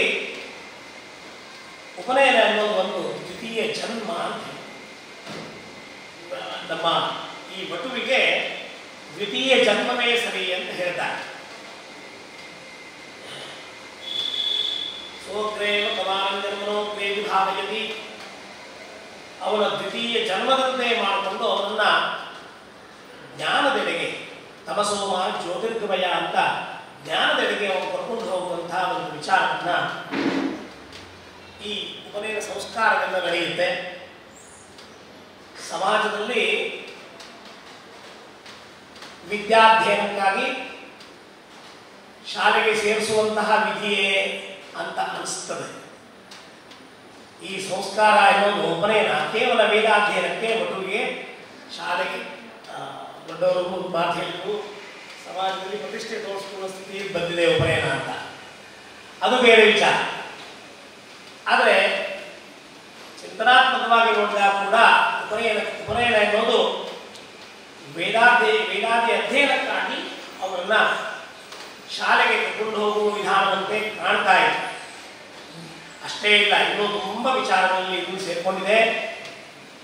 ಉಪಸಮೀಪೆ ನಯನಂ, ಗುರೋ ಸಮೀಪೆ ನಯನಂ ಅಂತಿದ್ರೂ ಕೂಡ ಅದರಲ್ಲಿ ನಯನದಿಂದ ಸೇರಿಸುವಂತಹ ಒಂದು ವಿಚಾರ ಇದೆ. ತನ್ಮುಖಂ ಸಮ್ಯಗೀಕ್ಷೇತ ಅನ್ನೋ ಒಂದು ಪ್ರಯೋಗಕಾರರು ಒಂದು ವಚನವನ್ನು ಹೇಳ್ತಾರೆ.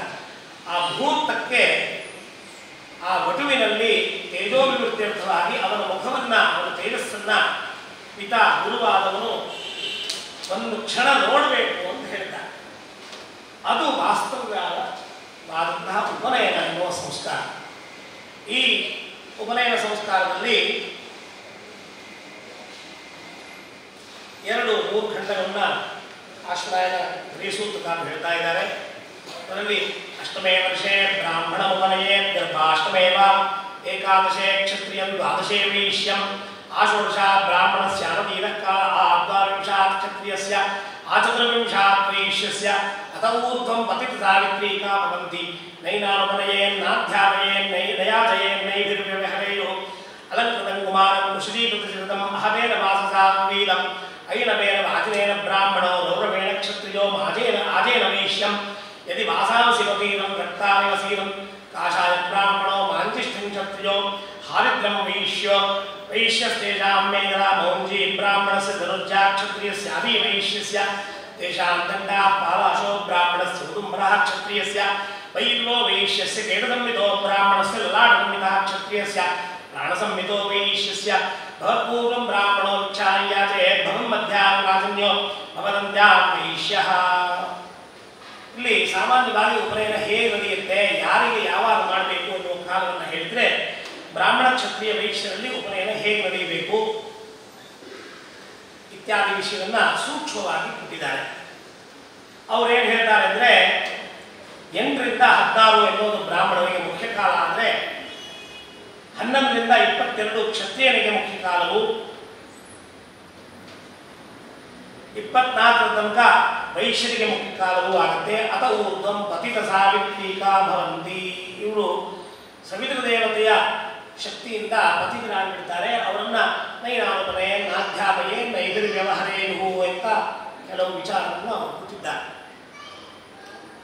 ಇಲ್ಲಿ ಸೂತ್ರಾಂತರವಾಗಿ ಚಿಂತನೆ ಮಾಡುವ ಅವಶ್ಯಕತೆ ಇದೆ.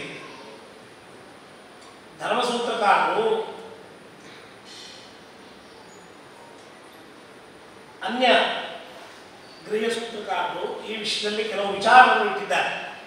ಇವರು ಕೂಡ ಅದನ್ನ ಭಾಷ್ಯದಲ್ಲಿ ಸೇರಿಕೊಂಡು ಒಪ್ಕೊಳ್ತಾ ಇದ್ದಾರೆ. ಏನು ಅಂದರೆ ಇವತ್ತಿನ ಸಮಾಜಕ್ಕೆ ಅತ್ಯವಶ್ಯವಾದಂತಹ ಸ್ಥಿತಿ ಇದು. ಯಸ್ಯ ಪಿತಾ ಪುತ್ರ ಅನುಪನೀತಸ್ಯ ಯಸ್ಯ ಪಿತಾಮಹ ಪ್ರಪಿತಾಮಹೋ ವಾ ಅನುಪನೀತಸ್ಯ ಅಂತ ಆಪಸ್ತಂಭ ಸೂತ್ರಕಾರರು ಹಾಕ್ತಾ ಇದ್ದಾರೆ. ಯಾರ ಅಜ್ಜ ಹಾಗೂ ಮುತ್ತಜ್ಜ ಉಪನಯನವಾಗದೇ ಇದ್ದಲ್ಲಿ ಏನು ಮಾಡಬೇಕು ಅಂತ ಪ್ರಶ್ನೆ ಎತ್ಕೊಂಡ್ಬಿಟ್ಟಿದ್ದಾರೆ. ಇದು ಚಿಂತನಾತ್ಮಕವಾಗಿ ಸ್ವಲ್ಪ ವಿಚಿತ್ರ ಅನಿಸ್ತದೆ. ಯಾಕೆಂದ್ರೆ ಪಿತಾಮಹ ಪ್ರಪಿತಾಮಹ ಎನ್ನುವ ಶಬ್ದವನ್ನು ಕೊಟ್ಟಿದ್ದಾರೆ. ಇದರ ಅರ್ಥ ಮಗಂದು ಮೊಮ್ಮಗಂದು ಉಪನಯನ ಆಗ್ತಾ ಇದೆ. ಮೊಮ್ಮಗನ ಉಪನಯನ ಕಾಲದಲ್ಲಿ ಈ ಪ್ರಶ್ನೆ ಎದ್ದಿದೆ, ಅವರ ಅಜ್ಜ ಅಥವಾ ಮುತ್ತಜ್ಜನಿಗೆ ಉಪನಯನ ಆಗದೇ ಇದ್ರೆ ಏನು ಮಾಡಬೇಕು ಅಂತ. ಅಂದ್ರೆ ಈ ಸ್ಥಿತಿ ಆಗಲೂ ಕೂಡ ಅವರಿಗೆ ಬಂದು ಹೋಗಿದೆ ಅಂತ ಕಾಣ್ತಾ ಇದೆ. ಸೂತ್ರಕಾರರು ಇದ್ರ ಬಗ್ಗೆ ಚರ್ಚೆ ಮಾಡಿದ್ದಾರೆ ಅಂದರೆ ಸಮಾಜದಲ್ಲಿ ಆಗಲೂ ಕೂಡ ಏನೋ ಒಂದು ತೊಂದರೆ ಆಗಿಬಿಟ್ಟಿದೆ ಅಂತ ಕಾಣ್ತಾ ಇದೆ. ಇದನ್ನ ವಿಚಾರ ಮಾಡ್ತಾ ದೇಶಾಂತರ ಪರಿಸ್ಥಿತಿಯಲ್ಲಿ ಇದ್ದವರಿಗೆ ಅಧಿಕಾರಿಗಳಿದ್ದಲ್ಲಿ ಯೋಗ್ಯತೆಯನ್ನು ನೋಡಿಕೊಂಡು ಉಪನಯನ ಮಾಡಬಹುದು ಅಂತ ಕಾಣ್ತಾ ಇದೆ. ಅವರನ್ನ ದೂರ ಬಿಡುವುದರಲ್ಲಿ ಅರ್ಥವಿಲ್ಲ. ಅಧಿಕಾರಿಗಳಲ್ಲಿ ಅವರನ್ನ ಹತ್ರ ತಗೊಳ್ಳಿಕ್ಕೆ ಇದು ಉತ್ತಮ ಮಾರ್ಗ ಅಂತ ಅನಿಸ್ತಾ ಇದೆ. ಅವರಿಗೆ ಎಷ್ಟು ಹತ್ರ ತಗೊಳ್ಬೇಕು ಅನ್ನೋದನ್ನ ಮುಂದಿನ ವಿಚಾರ ಅವರು ಕೊಟ್ಟಿದ್ದಾರೆ. ಯಾಕೆಂದ್ರೆ ಎಲ್ಲ ಬಿಟ್ಟವರನ್ನ ತುಂಬಾ ಹತ್ರ ತಂದಿರ್ಲಿಕ್ಕೆ ಆಗೋದಿಲ್ಲ. ಯಾಕೆಂದ್ರೆ ಒಬ್ಬರನ್ನ ಜೀವಿಯನ್ನ ಮನುಷ್ಯನನ್ನಾಗಿ ಅಥವಾ ಒಂದು ಜೀವಾತ್ಮವನ್ನಾಗಿ ನೋಡ್ಬೇಕಷ್ಟೇ ವಿನಃ ಅವರನ್ನ ಪ್ರಾಣ ಇದ್ದವನು ಪ್ರಾಣಿ ಅಂತ ಪ್ರಾಣಿಯ ದರ್ಜೆಯಿಂದ ನೋಡ್ಬೇಕೇ ವಿನಃ ಅವನನ್ನ ತುಂಬಾ ಹತ್ರ ಮಾಡಿಕೊಂಡು ಆಪ್ತ ಸಖ ಅಂತ ಮನೆಗೆ ತಂದಿಟ್ಕೊಳ್ಳಿಕ್ಕೆ ಆಗೋದಿಲ್ಲ. ಅದೇ ರೀತಿ ಅವರಿಗೆ ಉಪನಯನಾದಿಗಳು ಬಿಟ್ಟು ಹೋಗಿದ್ರೆ, ಅವರಿಗೆ ಅವ್ರ ತಂದೆಯವರಿಗೆ ಅವರ ಅಜ್ಜನಿಗೆ ಬಿಟ್ಟು ಹೋಗಿದ್ರೆ ಏನು ಮಾಡಬೇಕು ಅಂತ ಸೂತ್ರಕಾರ ಹೇಳ್ತಿದ್ದಾರೆ ಅಂತ ಆದ್ಮೇಲೆ ಅವರನ್ನ ಶಾರೀರಿಕ ಮಾನಸಿಕ ಶುದ್ಧಿಗಾಗಿ 3 ವರ್ಷವನ್ನ ಇಟ್ಟುಕೊಂಡು ಅವರಿಗೆ ಅಂಜಲ್ಯವಕ್ಷಾರಣೆ, ಅನ್ಯಮಂತ್ರ ಗಾಯತ್ರಿ ಉಪದೇಶ, ಶಬ್ದ ಪಂಚಮಂತ್ರ, ಪಂಚಾಕ್ಷರಿ, ಷಡಕ್ಷರಿ, ಅಷ್ಟಾಕ್ಷರಿ ಇತ್ಯಾದಿ ಮಂತ್ರಗಳಿಂದ ಉಪದೇಶವನ್ನು ಕೊಟ್ಟು ಅವರ ಜೀವನ ಪದ್ಧತಿ ಹಾಗೂ ವ್ಯವಹಾರದಲ್ಲಿ ಏನಾದರೂ ಬದಲಾವಣೆ ಆಗ್ತಾ ಇದೆಯೇ ಅಂತ ನೋಡಬೇಕು ಅಂತ ಸೂತ್ರಕಾರರು ಹೇಳಿದ್ದಾರೆ. ಅದನ್ನು ನೋಡಿಕೊಂಡು ನಂತರ ಅವರಿಗೆ ಬ್ರಾಹ್ಮಣ್ಯ ಕೊಡೋ ಬಗ್ಗೆ ವಿಚಾರ ಮಾಡಿ ಅಂತ ಸೂತ್ರಕಾರರು ಅಭಿಪ್ರಾಯ ಪಡ್ತಾ ಇದ್ದಾರೆ. ಇದನ್ನ ಇವತ್ತಿನ ದಿವಸದಲ್ಲಿ ನಾವು ಚಿಂತನೆ ಮಾಡಬೇಕು. ಯಾಕೆಂದ್ರೆ ಸಪ್ತದ್ವೀಪವತಿ ಮಹಿನೂ ನಮ್ಮದೇ. ನಾವು ಕೇವಲ ಚಿಕ್ಕದಾಕೊಂಡು ಇಲ್ಲಿಯ ಮಾತ್ರ ಕೃಷಿಕೋಡಿಯಲ್ಲಿ ಮಾತ್ರ ಇದ್ದವರು ಬ್ರಾಹ್ಮಣರು ಅಂತಲ್ಲ. ನಾವು ಸಂಪೂರ್ಣವಾಗಿ ದೇಶಿಕವಾಗಿ ವಿಚಾರ ಮಾಡಿಕೊಂಡು ಎಲ್ಲೆಲ್ಲಿ ಮನುಷ್ಯನ ಸಂತತಿ ಇದೆಯೋ ಮನೋದ್ಭವ ಜನಯ ದೈವ್ಯಂಜನಂ ಉತ್ತಮವಾಗಿ ಮನುಷ್ಯ ಅವರನ್ನು ಉಳ್ಕೊಂಡಿದೆ ಅಂತಾದರೆ ಮನುಷ್ಯನ ರೂಪದಲ್ಲಿ ಪಶುಗಳು ಕೂಡ ತಿಂತಾರೆ, ಮನುಷ್ಯ ರೂಪೇಣ ಮೃಗಾಶ್ಚರಂತಿ ಅಂತ ಹೇಳಿದ್ದಾರೆ. ಅಂಥವ್ರನ್ನ ದೂರಿಡಬೇಕು, ಅವರನ್ನು ಹತ್ತು ಮಾಡಲೇಬಾರದು, ಪ್ರಾಣಿಯನ್ನ ನೋಡಲೇಬೇಕು. ಪ್ರಾಣಿ ಹೇಗಿದ್ದಾನೆ, ಅವರ ಚರಿತ್ರೆ ಏನು, ವ್ಯವಸ್ಥೆ ಏನು, ಇದನ್ನ ನೋಡಿಕೊಂಡು ನಿರ್ಣಯ ತಗೊಳ್ಬೇಕು. ಆದರೆ ಅವರಲ್ಲಿ ಯೋಗ್ಯತೆ ಇದ್ದಲ್ಲಿ ಅವರಿಗೆ ಸಂಸ್ಕಾರ ಮಾಡಿಕೊಂಡು ಅವರನ್ನ ಒಂದು ಪ್ರತ್ಯೇಕವಾಗಿ ಸಂಸ್ಕರಿಸಬೇಕು ಅಂತ ಶಾಸ್ತ್ರ ಹೇಳ್ತಾ ಇದೆ.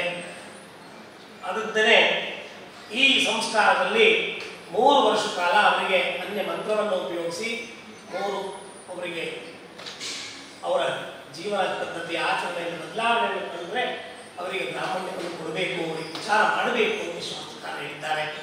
ಅದನ್ನು ಕೂಡ ದೇಶದ ಪರಿಸ್ಥಿತಿಯನ್ನು ಅರ್ಥವಾಗಿಟ್ಕೊಂಡು ನಾವೆಲ್ಲ ಮಾಡಬೇಕು. ಯಾಕೆಂದರೆ ನಾವು ಯಾರನ್ನೋ ತಗೊಂಡ್ಬಂದ್ಕೊಂಡು ಉಪನಯನ ಮಾಡಿಕೊಂಡು ಇವರು ಬ್ರಾಹ್ಮಣರು ಅಂತ ಹೇಳುವ ಅವಶ್ಯಕತೆ ಇಲ್ಲ. ಆದರೆ ಅರ್ಹತೆ ಇದೆ ಅಂತಾದರೆ ಅವಶ್ಯ ಕೊಡಬೇಕು, ಅವರನ್ನು ದೂರ ಮಾಡಬಾರ್ದು. ಬ್ರಾಹ್ಮಣೇತರರು ನಮ್ಮೆಲ್ಲ ಹಿಂದೂ ಸಮಾಜದ ಸದಸ್ಯರನ್ನ ಎಲ್ಲರನ್ನೂ ಬ್ರಾಹ್ಮಣ ಮಾಡಬೇಕು ಅಂತಲ್ಲ, ಉಪನಯನ ಮಾಡಬೇಕು ಅಂತಲ್ಲ. ಆದರೆ ಅವರಿಗೆ ಅವರ ಸ್ಥಾನವನ್ನು, ಅವರ ಸಮಾಜದ ಯೋಗ್ಯವಾದ ಸ್ಥಾನವನ್ನು ಅವರು ನಮ್ಮವರು ಅನ್ನೋದು ಅರ್ಥಿಸು ನಮಗೆ ನಾವು ಹತ್ತಿರ ಪಡಿಬೇಕು. ಇದನ್ನು ಕೇವಲ ಬ್ರಾಹ್ಮಣರು ಮಾತ್ರ ಮಾಡಲಿಕ್ಕಾಗ್ತದೆ ಅಂತ ನನ್ನ ಅನಿಸಿಕೆ ಇದೆ. ಅವರು ವಿಶಾಲ ದೃಷ್ಟಿಯಿಂದ, ವ್ಯಾಸ ದೃಷ್ಟಿಯಿಂದ ನೋಡಿದಾಗ ಮಾತ್ರ ಇಂಥ ಸಮಸ್ಯೆಗಳು ಬರಲಾರದು. ನಾವು ಇಷ್ಟೇ ಚಿಕ್ಕದಾಗಿದ್ದು ಕೂಡ ಇನ್ನೂ ದೇಶ ವ್ಯಾಪಿಸುವ ನಮ್ಮ ಯೋಗ್ಯತೆಯನ್ನು ಹೊಂದಿದ್ದೇವೆ ಅಂತ ಅನಿಸ್ತದೆ. ನಾವು ಈ ವಿಶಾಲ ದೃಷ್ಟಿಯನ್ನು ಇಟ್ಕೊಂಡಾಗ ಚಿಕ್ಕದಾಗಿಸ್ಬಿಟ್ರೆ ನಾವು ನಮ್ಮ ಮನೆಯಲ್ಲಿ ಸೈಡಿಗೆ ಕುತ್ಕೊಂಡ್ಬಿಡ್ತೇವೆ, ಅಲ್ಲೂ ಕೂಡ ನಮ್ಮನ್ನು ಯಾರು ಕೇಳೋದಿಲ್ಲ, ಅಂಥ ಸ್ಥಿತಿ ಬರ್ತದೆ. ಆದ್ದರಿಂದ ನಾನು ಯಾಕೆ ಹೇಳ್ತಿದ್ದೇನೆ ಅಂದರೆ, ನಮ್ಮ ಸಂಬಂಧಿಕರೊಬ್ಬರು ಮಾಕ್ಷಿಕ ಪ್ರದೇಶಕ್ಕೆ ಹೋಗಿದ್ರು, ಇವತ್ತಿನ ಮೆಕ್ಸಿಕೋ ದೇಶ. ಅಲ್ಲಿ ತುಂಬ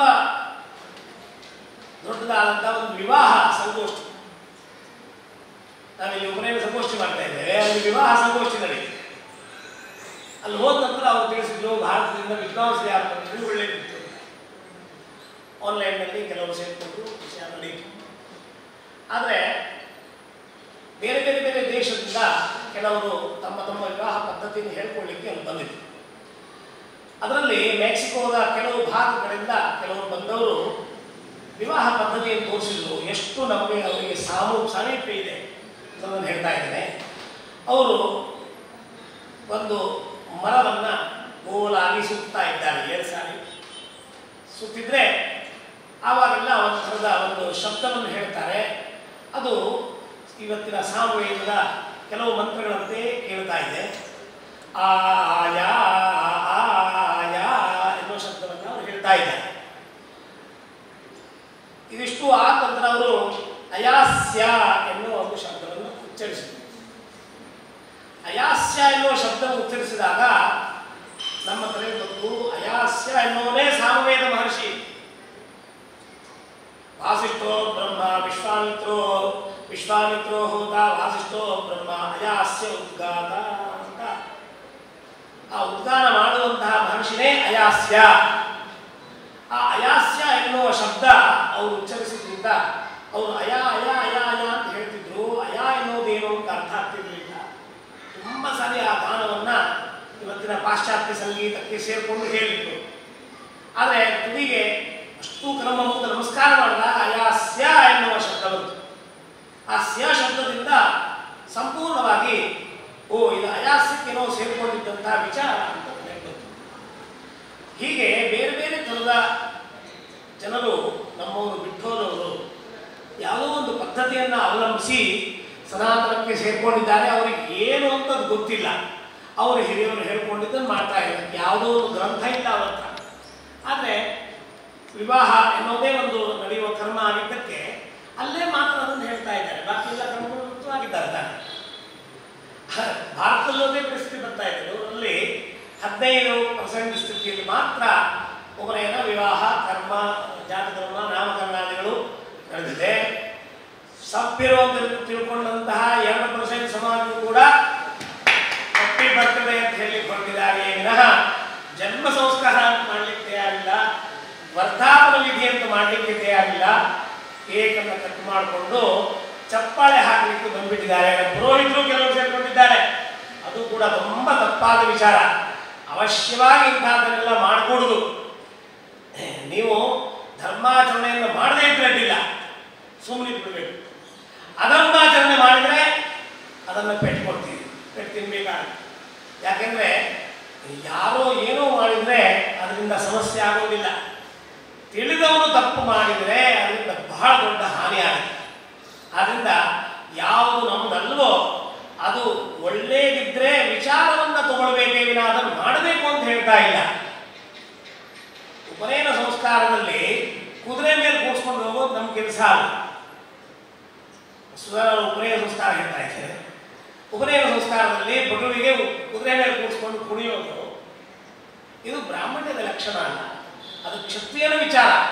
ಅವನು ಉಪನಯನಕ್ಕೆ ಬೇಕು, ಅವನಿಗೆ ಮಾಡಿಸಿದ್ರಿ ಅಂತ ನಮ್ಮಲ್ಲೇ ಗ್ರ್ಯಾಂಡ್ ಆಗಿ ಮಾಡಿಸ್ತೀನಿ ಅಂತ ಹೋಗ್ಕೊಂಡು ಉಪನಯನಕ್ಕೂ ಕೂಡ ಕುದುರೆ ಮೇಲೆ ಕೂರಿಸ್ಕೊಂಡ್ರೆ ಕೆಳಗೆ ಬೀಳ್ತಾನೆ. ಆದ್ರಿಂದ ಅಂಥದ್ದನ್ನೆಲ್ಲ ಮಾಡಬಾರ್ದು. ನಮಗೆ ಯಾವನೇ ಭಾಷಾ ಅಂತೆಲ್ಲ ಹೇಳಿದ್ದಾರೆ. ನಾವು ಯಾರಿಂದ ಯಾವ ತಗೊಳ್ಬೇಕು ಅನ್ನೋದ್ರ ಬಗ್ಗೆ ಕೂಡ ಸ್ಮೃತಿಕಾರರು ವಿಚಾರ ಮಾಡಿದ್ದಾರೆ. ಅದನ್ನು ನಿಶ್ಚಿತವಾಗಿ ನಾವು ವಿಚಾರಿಸಬೇಕು. ಹೀಗೆ ನಮ್ಮ ನಮ್ಮ ಧರ್ಮಾಚರಣೆ ಮಾಡುವಾಗ ಈ 3 ಭಾಗವನ್ನಾಗಿಟ್ಟುಕೊಂಡು ಈ ಸೂತ್ರದಲ್ಲಿ ಹೇಳಿದಂತಹ ಒಂದು ಒಳ್ಳೆಯ ವಿಚಾರ ಅಂದ್ರೆ ಭವತ್ಪೂರ್ವಂ ಬ್ರಾಹ್ಮಣೋ ಭಿಕ್ಷಾಯಾಚೇ ಭವನ್ ಮಧ್ಯಾಂ ರಾಜನ್ಯೋ ಭವದಂತ್ಯಾಂ ವೇಶ್ಯ ಅಪ್ರತ್ಯಾಖ್ಯಾಯಿನ ವಕ್ರೇ ಭಿಕ್ಷೇತ ಪ್ರತ್ಯಾಖ್ಯಾಯಿನಿ ವಾ ಸೂತ್ರ ಹೇಳ್ತದೆ. ಅಂದ್ರೆ ಭಿಕ್ಷೆ ಎನ್ನುವುದು ಒಂದು ಈ ಉಪನಯನದ ಒಂದು ಭಾಗ. ಇದರಲ್ಲಿ ಭಿಕ್ಷೆಯನ್ನು ಬೇಡಬೇಕು ಯಾರಿಗೆ ಅಂತ ಕೇಳಿದ್ರೆ ಯಾರು ಕೊಡ್ಲಿಕ್ಕೆ ಮನಸ್ಸು ಮಾಡ್ತಾ ಇಲ್ವೋ ಅವರನ್ನು ಕೇಳಬೇಕು ಅಂತ ಹೇಳಿದ್ದಾರೆ. ಕೊಡುವವನಂತ ಕೇಳಲೇಬೇಕು. ನಾವು ಇವತ್ತಿನ ಸಾಮಾಜಿಕ ಸಂಘಟನೆಯಲ್ಲಿ ಇದನ್ನು ವಿಚಾರ ಮಾಡುವಾಗ ಯಾರೋ ಒಬ್ರು ದಾನಿಗಳು ಇರ್ತಾರೆ, ತುಂಬಾ ದಾನ ಕೊಡ್ತಾರೆ ಅಂತಾದ್ರೆ ಅವರನ್ನು ಮೊದಲು ಕೇಳಿಬಿಡ್ತೇವೆ, ಹೊರತು ತುಂಬಾ ತಗೊಂಡ್ಬಿಡ್ತೇವೆ. ಆದ್ರೆ ಸಮಾಜದ ಕೆಲಸ ನಡೀಬೇಕು ಅಂದ್ರೆ ಹಾಗಲ್ಲ. ಯಾರು ಕೊಡ್ಲಿಕ್ಕೆ ಇಷ್ಟಪಡ್ತಾ ಇಲ್ವೋ ಅವನನ್ನ ಮೊದಲು ಕೇಳಿ ಅವನತ್ರ ತಗೊಳ್ಬೇಕು. ಕೊಡುವವನಂತೂ ಕೊಟ್ಟೇ ಕೊಡ್ತಾನೆ. ಅವನಿಗೆ ಗೊತ್ತಾಗ್ಬೇಕು ಪ್ರತಿ ಸಾರಿ ನನ್ನ ಹತ್ರ ಮೊದಲು ಬರ್ತಾ ಇದ್ದಾರೆ ಅಂತ. ಅವನು 2-3 ಸಾರಿ ಆದ್ಮೇಲೆ ಅದೂ ಕೊಟ್ಟ್ಯಾನೋ ಎನ್ನೋ ಭಾಷೆ. ಯಾಕೆಂದ್ರೆ ದಾನ ಎನ್ನುವುದು ತಸ್ಮಾತ್ ದಾನಂ ಪರಮಂ ವದಂತಿ ಅಂತ ಹೇಳಿದ್ದಾರೆ. ಸತ್ಪಾತ್ರಕ್ಕೆ ದಾನ ಆಗಬೇಕು. ನಮ್ಮ ಕೃಷಿ ಪದ್ಧತಿಯಲ್ಲಿ ಆಕಳು ಹಾಲು ಕೊಡದೇ ಇದ್ರೆ ಕಾಲು ಕಟ್ಕೊಂಡು ಹಾಲು ತೆರೆಯುವ ಪದ್ಧತಿ ಇದೆ. ಅಂದ್ರೆ ಸರಿಯಾಗಿ ಶ್ರವಣೆ ಮಾಡ್ತಾ ಇಲ್ಲ ಅಂತಾದ್ರೆ ಕಾಲು ಕಟ್ಕೊಂಡಾದ್ರೂ ಕೆಲಸವನ್ನ ಯೋಧೇಸಿದ್ದ. ಅದೇ ರೀತಿಯಲ್ಲಿ ಸಮಾಜದಲ್ಲಿ ಕೆಲವರು ಉತ್ತಮರು ಇರ್ತಾರೆ, ಅವರ ಚಿಗುಣರು ಅಂತ ಹೇಳಬಾರ್ದು. ಸಮಾಜ ಕಾರ್ಯಕ್ಕೆ ಕೊಡೋದು ಅಂದ್ರೆ ಆಗೋದಿಲ್ಲ. ಅಂಥವರನ್ನ ಮುದ್ದಾಮ ಹೋಗಿ ಮೊದಲೇ ಕೇಳಬೇಕು. ಅವ್ರಿಗೆ ಗೊತ್ತಾಗಬೇಕು, ಮೊದಲೇ ನಿನ್ನ ಹತ್ರ ಕೇಳಲಿಕ್ಕೆ ಬಂದಿದ್ದೇನೆ, ನೀನೇನಾದ್ರು ಕೊಡು ಅಂತ. ಈ ಕ್ರಿಯಸೂತ್ರ ಅದನ್ನು ಹೇಳ್ಕೊಡ್ತಾ ಇದೆ. ಅಪ್ರತ್ಯಾಖ್ಯಾಯಿನ ವಕ್ರೇ ವಿಕ್ಷೇಪ ಅಂತ. ಅಪ್ರತ್ಯಾಖ್ಯಾಯಿನಿ ಯಾರು ಕೊಡ್ಲಿಕ್ಕೆ ಇಷ್ಟಪಡ್ತಾರೋ ಮೊದಲು ಕೇಳಬೇಕು.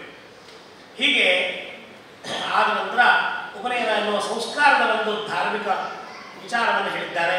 ಸರ್ವೇವ ಸರ್ವೇಷಾಂ ಸಮನ್ವಾರ್ಧೇ ಉತ್ತರೋಗ್ನೇ ಪ್ರಾಮುಖ ಆಚಾರ್ಯೋಪತಿಷ್ಠತೆ ಪುರಸ್ತಾತ್ ಪ್ರತ್ಯಮುಖೈತರೋಪಾವಂಜಲಿ ಎಂಬೂರಯಿತ್ವಾ ತತ್ಸವಿತುರ್ವೃಣೇ ಮಹೈತಿ ಪೂರ್ಣೇನಾಸ್ಯ ಪೂರ್ಣಮಕ್ಷಾರಯತ್ಯಾಸಿಚ್ಯ ದೇವಸ್ಯತ್ವಾತ್ಮದು ಪೂರ್ವೇಶೋ ನೌಭ್ಯಾಂ ಕೋಷ್ಟೋಸ್ತಾಭ್ಯಾಂ ಹಸ್ತಂ ಗೃಹ್ಣಾನ್ಯಸಾಗಿತಿ ಪಾಣಿನೇ ಪಾಣಿನಾ ಪಾಣಿಂ ಸಾನುದುಷ್ಟಂ ಗೃಹ್ಣೇಯಾತ್ ಸವಿಧಾದಯಸ್ತವಕ್ರಮಿ ಅಸಾವಿತಿ ದ್ವಿತೀಯಂ ಅಗ್ರಾಚಾರ್ಯಸ್ತವಾಸಾವಿತಿ ದ್ವಿತೀಯಂ ಆದಿತ್ಯಮೇ ಚೇತ್ ದೇವದೃತರೇವದೇ ಬ್ರಹ್ಮಚಾರಿ ತಂಗೋಪಾಯ ಸಮಾಪದೇತ್ಯಾಚಾರ್ಯ ಕಸ್ಯ ಬ್ರಹ್ಮಚಾರೀಸಿ ಪ್ರಾಣಸ್ಯ ಬ್ರಹ್ಮಚಾರೀಸಿ ಕಸ್ತ್ವಾಕಮುಪನಯತೆ ಕಾಯುತ್ವಾಪರಿಂದಾಮೀತಿ ವಿವಾಹವಾದ ಪ್ರವೀತಾಗಾದಿತ್ಯರ್ಥರ್ಚೇನೈನಂ ಪ್ರತಿಭವಾನ್ತೆ ತಸ್ಯಾದ್ಯಂ ಸೋಪಾನೇ ಕೃತ್ವಾ ಹೃದಯಂ ಹೃದಯದೇಶಮಾನವೇದ ಉತ್ತರೇಣಾಗ್ನಿಂ ಮೃತೋಯ ಬ್ರಹ್ಮಚಾರೀ ತೂಷ್ಣೀಂ ಸಮಿಧಮಾದ್ಯಾತ್ ತೂಷ್ಣೀಂ ವೈ ಪ್ರಾಜಾಪತ್ಯಂ ಪ್ರಾಜಾಪತ್ಯೋ ಬ್ರಹ್ಮಚಾರಿ ಭವತೀತಿ ವಿಜ್ಞಾಯತೆ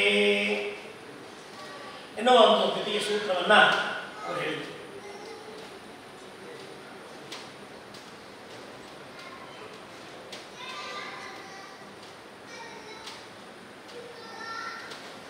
ಉಪನಯನ ಇದಕ್ಕೆ ಅಂಜನ್ಯವಕ್ಷಾರಣೆ, ಮಂತ್ರೋಪದೇಶ, ತತ್ಪೂರ್ವವಾಗಿ ಸಂವಿಧಾನ ಎನ್ನುವ 3 ಮುಖ್ಯ ಕ್ರಮವನ್ನು ಇದರಲ್ಲಿ ಹೇಳಿದ್ದಾರೆ.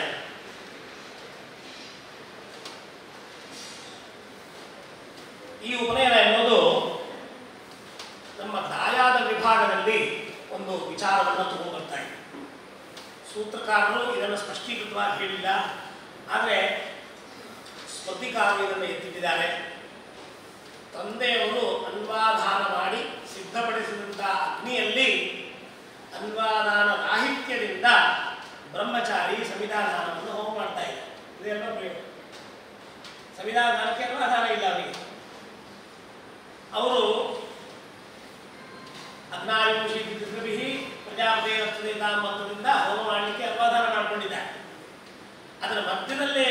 ಸಂವಿಧಾನ ಮಾಡ್ತಾ ಇದ್ದಾರೆ. ಅಲ್ಲಿ ದಾಯಾದ ವಿಭಾಗದಲ್ಲಿ ತನ್ನ ಹಕ್ಕಿನ ಭಾಗವನ್ನ ತಂದೆಯವರಲ್ಲಿ ತೋರಿಸ್ತಾ ಇದ್ದಾರೆ. ತಂದೆಯವರು ದುಡ್ಕೊಂಡ್ಬಂದಂತಹ ಪಿತ್ರಾದಿಗಳಿಂದ ಬಂದಂತಹ ತನ್ನ ಪರಂಪರಾಗತ ಧನದಲ್ಲಿ ಅನ್ವಾಧಾನ ಮಾಡಿದಂತಹ ಅಗ್ನಿಯಲ್ಲಿ ತಾನು ಸಮಿದೆ ಹಾಕುವುದರಿಂದ ತನ್ನ ಭಾಗವನ್ನು ಬೇರ್ಪಡಿಸ್ತಾ ಇದ್ದಾನೆ. ಅದು ಒಂದು ಸೂಕ್ಷ್ಮತರವಾದ ಒಂದು ಕರ್ಮ. ಅಂದ್ರೆ ಶಾಸ್ತ್ರ ಹೇಳ್ತದೆ ದುಡಿದಿದ್ದನ್ನ ಮಗನಿಗೆ ಕೊಡಬೇಕು ಅಂತ ಏನಿದೆ. ಇವತ್ತಿನ ನ್ಯಾಯ ಸಂಹಿತೆಗಳು ಬೇರೆ ಬೇರೆ ರೀತಿಯಿಂದ ಹೇಳ್ತಾ ಇವೆ ಅವ್ರು ದುಡಿದಿದ್ದು ಏನೂ ಮಾಡಬಹುದು ಅಂತ. ಆದರೆ ಶಾಸ್ತ್ರ ಎಷ್ಟು ಗಟ್ಟಿಯಾಗಿದೆ ನೋಡಿ. ಗರ್ಭದಲ್ಲಿ 4 ತಿಂಗಳ ಪಡೆದಂತಹ ಗರ್ಭಿಣಿ ಪತ್ನಿ ಇದ್ದಾಳೆ ಅಂತಾದರೆ ಆ ಗರ್ಭದಲ್ಲಿರುವ ಶಿಶು ಪ್ರತ್ಯಕ್ಷವಾಗಿ ಬಂದು ಅವರ ಜವಾಬ್ದಾರಿ ತಗೊಂಡಂತಹ ತಂದೆ ತಾಯಿ ಸಹಿ ಹಾಕಿ ಅಥವಾ ಆ ಶಿಶು 18 ವರ್ಷ ಆಗೋ ತನಕ ತಂದೆಯ ಅಜ್ಜನ ದಾಯ ವಿಭಾಗವನ್ನು ಮಾಡಲಿಕ್ಕೆ ಬರುವುದಿಲ್ಲ ಅಂತ ಹೇಳುತ್ತೆ. ಇವತ್ತಿನ ನ್ಯಾಯ ಸಂಹಿತೆ ಅಂತ ಹೇಳಿದ್ದ ಇದೆ. ಒಂದು ವೇಳೆ ಗರ್ಭದಲ್ಲಿ 8 ತಿಂಗಳ ಶಿಶು ಇದ್ರೆ ತಂದೆಯವರು ಅಜ್ಜನ ಪಾಲು ಮಾಡಿದರೆ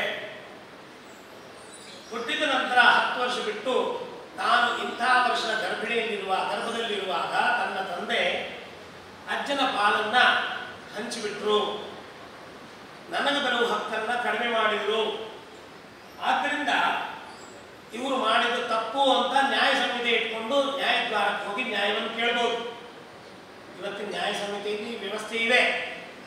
ಶಾಸ್ತ್ರ ಹೇಳ್ತಾ ಇದೆ ಗರ್ಭಿಣಿಯಾದ ಪತ್ನಿ ಇದ್ದಾಳೆ ಅಂತಾದ್ರೆ 4 ತಿಂಗಳ ಒಳಗಾದ್ರೆ ತಂದೆಯ ಅಧಿಕಾರ ಆಗಿರ್ತದೆ. ಇನ್ನೊಬ್ಬ ಶಿಶು ಇದ್ರೆ ಅವನ ಅಧಿಕಾರಕ್ಕೆ ಬಂದಿರ್ತದೆ. ಅದು 4 ತಿಂಗಳ ದಾಟಿಬಿಟ್ಟಿದೆ ಅಂತಾದ್ರೆ ಅವನು ಮಾಡುವಂತಿಲ್ಲ. ಇದು ಒಂದು ಸೂಕ್ಷ್ಮ ಅಲಾಯದ ವಿಚಾರ. ಇದಕ್ಕೆ ಪೋಷಕವಾದ ಎಷ್ಟೋ ಸೂತ್ರಗಳು ಶಬ್ದಗಳಿವೆ. ಹೀಗೆ ತಂದೆಯವರಿಟ್ಟಂತಹ ಅಗ್ನಿಯಲ್ಲಿ ಸಂವಿಧಾನದಿಂದ ತನ್ನ ಹಕ್ಕನ್ನು ಸಾಧಿಸುವಂತಹ ಬ್ರಹ್ಮಚಾರಿ ಏನು ಹೇಳ್ತಿದ್ದಾನೆ ಅಂದರೆ, ನಾನು ಅಧ್ಯಯನಕ್ಕಾಗಿ ಹೊರಗೋಗ್ಬಿಡ್ತೇನೆ, ಬರೋ ತನಕ ಆಸ್ತಿ ಕಾಪಾಡ್ತೇನೆ, ಬಿಟ್ಟೋಗ್ಲಿಕ್ಕಾಗಲ್ಲ ಅಂತ. ಹೀಗೆ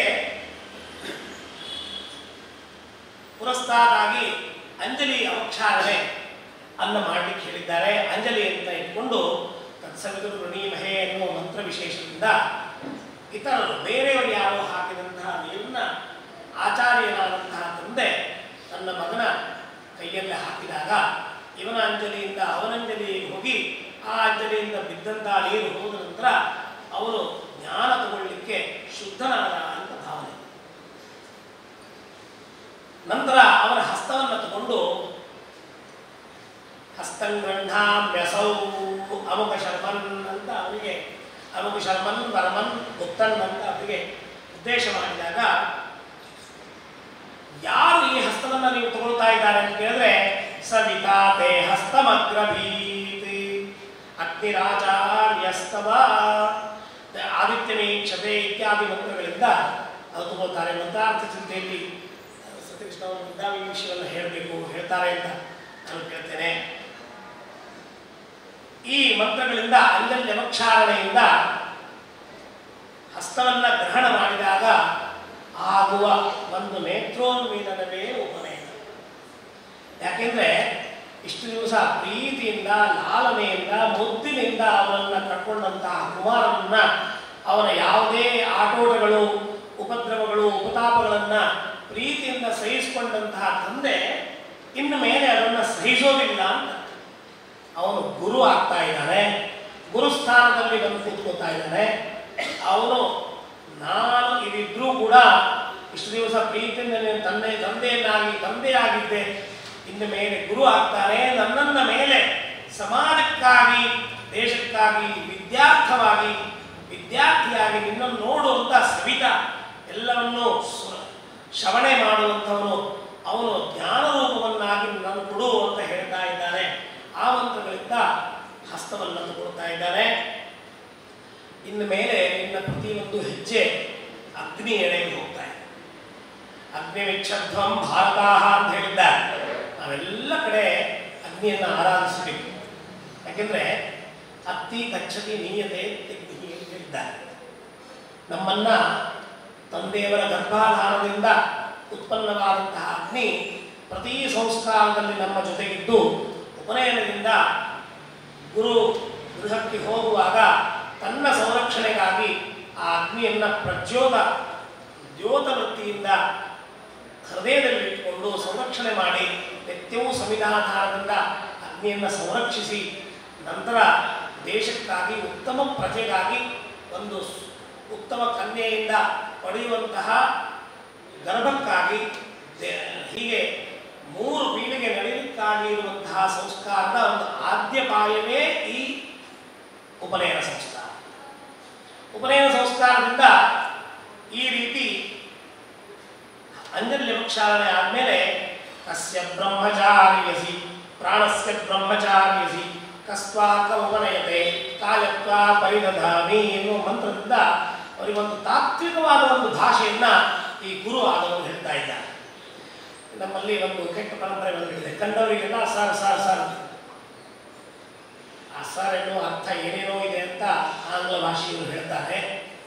ಅದನ್ನು ಗುರು ಅಂತ ಎನ್ನುವ ಅರ್ಥಕ್ಕೆ ಉಪಯೋಗಿಸಿ ಹೇಳ್ತಾ ಇದ್ದಾರೆ. ವಾಸ್ತವವಾಗಿ ತಪ್ಪು. ಗುರು ಎನ್ನುವ ಶಬ್ದ ಅತೀವ ಪವಿತ್ರವಾದಂಥದ್ದು. ಗುರು ಎನ್ನುವ ಶಬ್ದ ಯಾರಿಗೆ ಬರ್ತಾ ಇದೆ ಅಂತ ಹೇಳಿದ್ರೆ ಇಲ್ಲಿ ತಂದೆಯಾದವರಿಗೆ ಬರ್ತಾ ಇದೆ. ಅವನು ಇಲ್ಲದಿದ್ದಲ್ಲಿ ಮಾತ್ರ ಆ ಜಾಗದಲ್ಲಿ ಚಿಕ್ಕಪ್ಪ ದೊಡ್ಡಪ್ಪ ಬಂದಿರೋ ಬೇರೆಯವರು ಯಾರೋ ಕುತ್ಕೊಂಡು ಮಾಡಬೇಕು. ಅದನ್ನು ಕೂಡ ನಮ್ಮ ಸಾಮಾಜಿಕ ಸ್ಥಿತಿ ಕೆಲವು ಕಡೆ ಕೆಟ್ಟು ಹೋಗ್ತಾ ಇದೆ. ನಾನು ಹೇಳ್ತೀನಿ ಅಂತ ಬೇಸರ ಪಡಬಾರ್ದು. ಯಾರ್ದೋ ಮುಖಾಂತರ ಉಪನಯನ ಮಾಡಿಸೋದು, ಯಾರ್ದೋ ಕಾಲ ಮೇಲೆ ಕೂರಿಸಿ ಗಾಯತ್ರಿ ಮಂತ್ರ ಹೇಳಿಸೋದು, ದೊಡ್ಡವರು ಬಂದಿದ್ದಾರೆ ಅಂತ ಸ್ವಾಮಿಗಳನ್ನು ಕರೆಸಿ ಗಾಯತ್ರಿ ಉಪದೇಶ ಮಾಡೋದು, ಇಂಥದೆಲ್ಲ ಒಂದು ಊಟಾಟಿಕೆ ಆಡಂಬರ ನಮ್ಮಲ್ಲಿ ನಡೀತಾ ಇದೆ. ನಡೆಸಬಾರದು. ನಿಶ್ಚಿತವಾದ ವಿಷಯದ ಒಂದು ಇದಕ್ಕೆ. ಯಾಕೆಂದ್ರೆ ಅವರಿಗೆ ಸ್ಥಾನ ಕೊಡಬೇಕು, ಸತ್ಯ. ಆದರೆ ಧರ್ಮಕರ್ಮದ ತನ್ನದಾದ ಒಂದು ಮಿತಿ ಇದೆ. ಇವತ್ತಿನ ಭಾಷೆಯಲ್ಲಿ ಹೇಳಬೇಕು ಅಂತಂದ್ರೆ, ಸಾಮಾನ್ಯ ಕೋರ್ಟ್ನಲ್ಲಿ ಜಡ್ಜ್ರಾದವರು ದೀಬಾರಾಗಿರ್ತಾರೆ. ದೀಬಾರಾದವರು ಮೇಲಿನ ಕೋರ್ಟ್ನಲ್ಲಿ ವಕಾಲತ್ ನಡೆಸಬಹುದೇ ಇಲ್ಲ, ಕೆಳಗಿನ ಕೋರ್ಟ್ಗೆ ಬರಲಿಕ್ಕೆ ಆಗೋದಿಲ್ಲ. ಅಲ್ಲಿಂದ ಮೇಲೆ ಹೋದವರು ಅಲ್ಲಿ ದೀಬಾರಾಗಿರ್ತಾರೆ. ಹೀಗೆ ಉತ್ತರೋತ್ತರ ಹೋದಾಗ ಅವರು ಕೆಳಗೆ ಅಧಿಕಾರವನ್ನು ಕಳ್ಕೊಂಡಿರ್ತಾರೆ.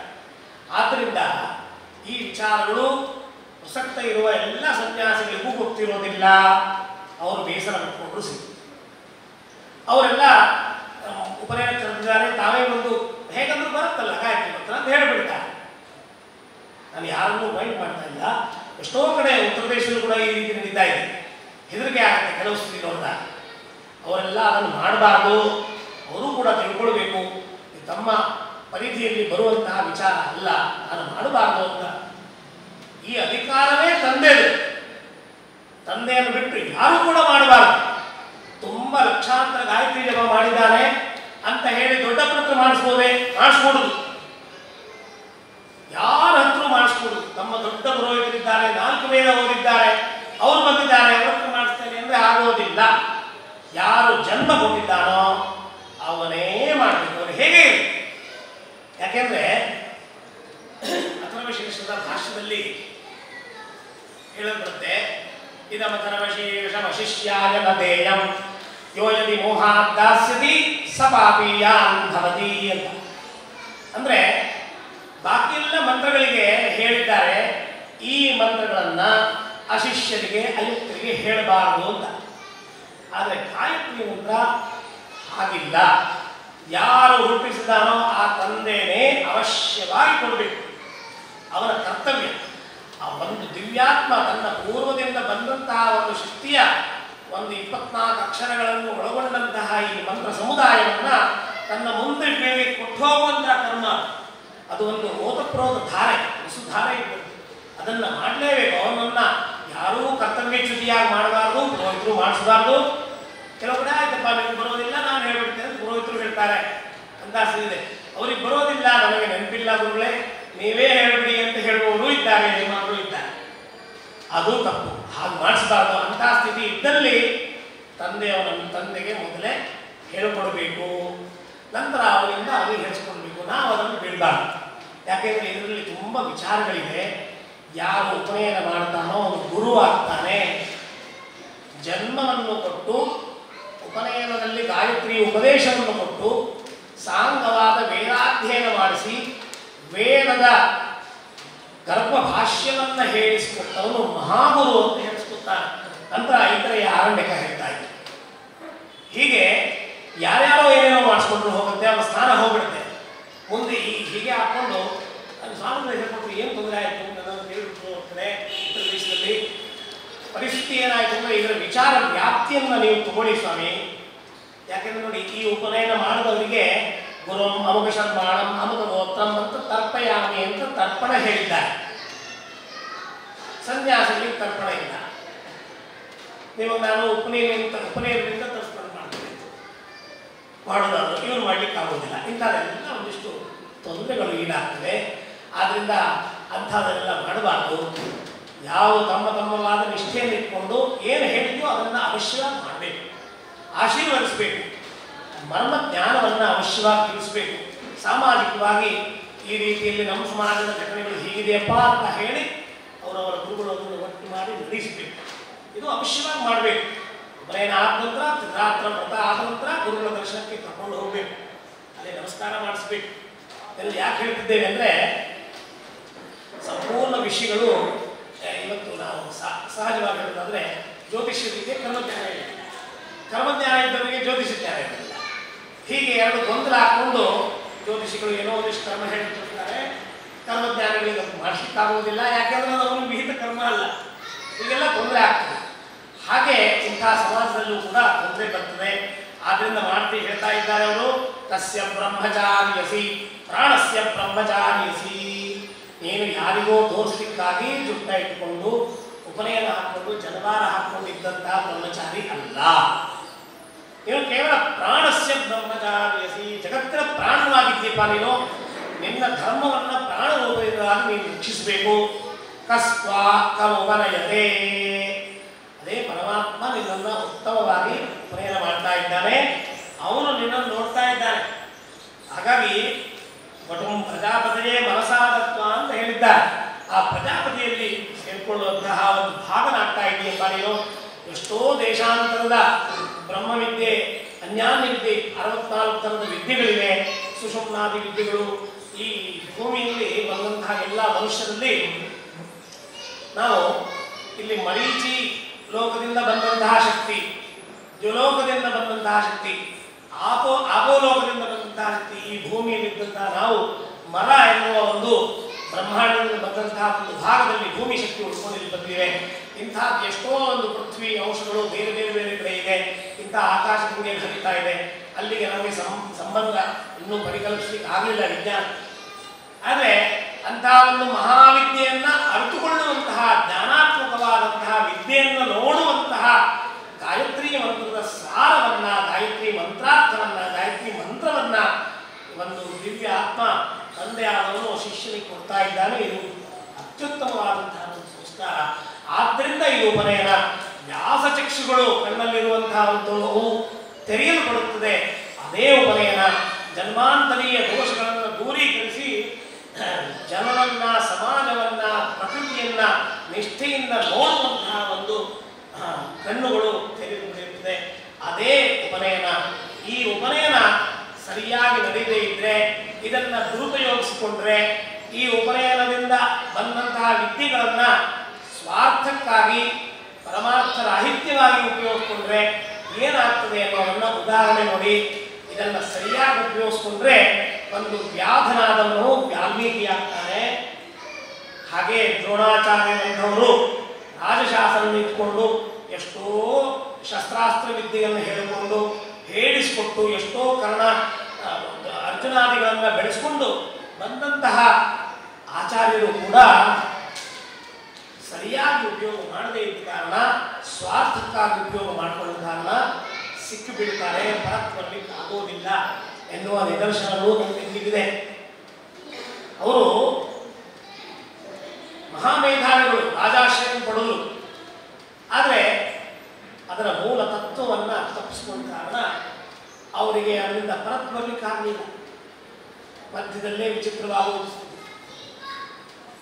ಹೀಗೆ ಇದರ ವಿರುದ್ಧ ನೋಡಿ, ವ್ಯಾಧನಾದವನು ಒಂದು ಸತ್ಸಂಗತಿಗೆ ಬಂದುಕೊಂಡು 24 ಅಕ್ಷರದ ಈ ಗಾಯತ್ರಿ ಮಂತ್ರದ ಜಪದಿಂದಲೇ ವಾಲ್ಮೀಕಿಯಾಗಿ ರಾಮಾಯಣ ಇತ್ಯಾದಿ ಮಹಾಕಾವ್ಯವನ್ನು ನೋಡುವಂತಹ ಶಕ್ತಿಯುಳ್ಳಂತಹ ಕಣ್ಣಿನವನು ಆನಂದ.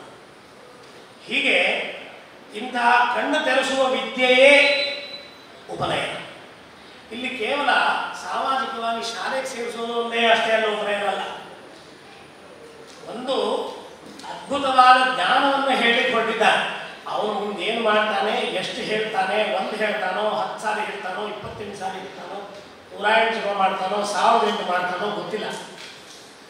ತಿಳಿದವರು ಅರ್ಹತೆ ಇದ್ದವರು ಒಂದೇ ಮಾಡಿದ್ರೆ ಸಾಕಾಗ್ತಾರೆ. ಅವರು ಆ ದೃಷ್ಟಿಯಿಂದ ನೋಡಿಕೊಂಡು ಆ 24 ಅಕ್ಷರವನ್ನು ಶರೀರದ ಪ್ರತಿಯೊಂದು ಅಂಗಾಂಗಕ್ಕೆ ಉಪಯೋಗವಾದಂತಹ, ಯಾಕಂದರೆ ಈ ಅಂಗಾಂಗಗಳು ಪಂಚಮಹಾಭೂತಗಳಿಂದ ಬಂದಿದ್ದು ಕೂಡ ಇದರಲ್ಲಿ ನವಗ್ರಹ ಶಕ್ತಿ, ಬೇರೆ ಬೇರೆ ಬ್ರಹ್ಮಾಂಡದಲ್ಲಿರುವ ಎಲ್ಲ ಶಕ್ತಿಗಳನ್ನು ತತ್ವ ಸ್ರೋತಗಳಿವೆ. ಅದೆಲ್ಲ ನಮ್ಮಲ್ಲಿರುವಾಗ ಅದನ್ನು ಜಾಗೃತಗೊಳಿಸುವಿಕೆ ಬೇಕಾಗುವಂತಹ ಒಂದು ಅಕ್ಷರ ಸಮುದಾಯಾತ್ಮಕ ಶಕ್ತಿ ಎನ್ನುವುದೇ ಗಾಯತ್ರಿ. ಅದನ್ನು ಕೊಡಿಸುವಂತಹ ವಿದ್ಯೆಯೇ ಉಪನಯನ.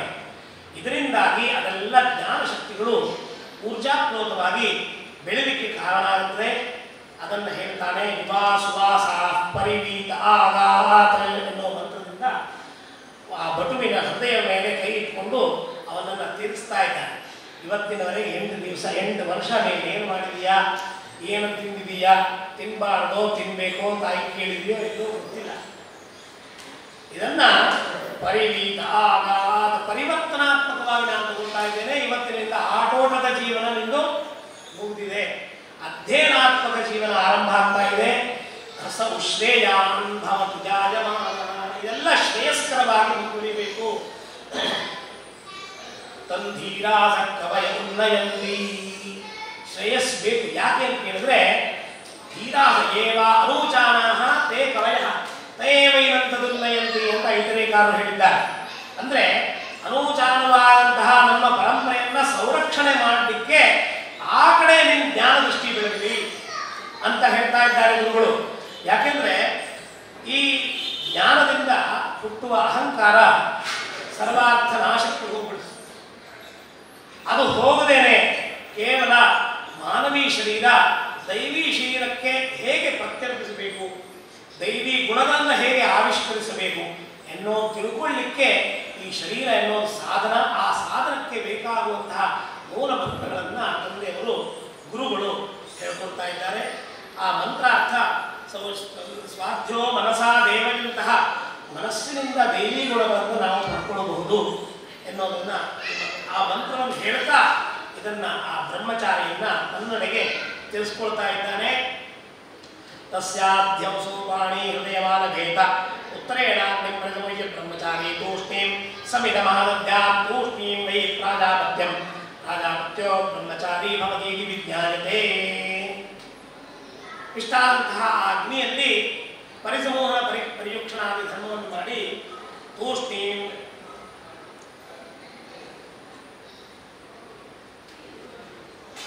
ತೂಷ್ಣೀವಾಗಿ ಸಂವಿಧಾನ ಮಾಡಬೇಕು ಅಂತ ಹೇಳಿದ್ದಾರೆ.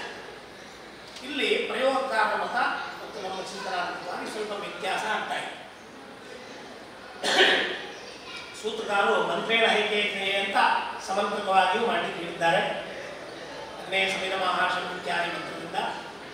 ಆದರೆ ಪ್ರಾಜಾಪತ್ಯ ದೇವತೆಗೆ ಸೇವಲ್ಪಡುವಂತಹ ಈ ಬ್ರಹ್ಮಚಾರಿ ತೂಷ್ಣೀಮಾಗಿ ಸಂವಿಧಾನ ಅಂದರೆ ಸುಮ್ಮನೆ ತೂಷ್ಣೀಂ ಅಂದರೆ ಮನಸ್ಸಿನ ಏಕಾಗ್ರತೆಯನ್ನು ಇಟ್ಟುಕೊಂಡು ಯಾವುದೇ ವ್ಯಾಪಾರವನ್ನು ಮಾಡದೆ ತೂಷ್ಣೀಂ ಮಾಡುವ ಕರ್ಮ.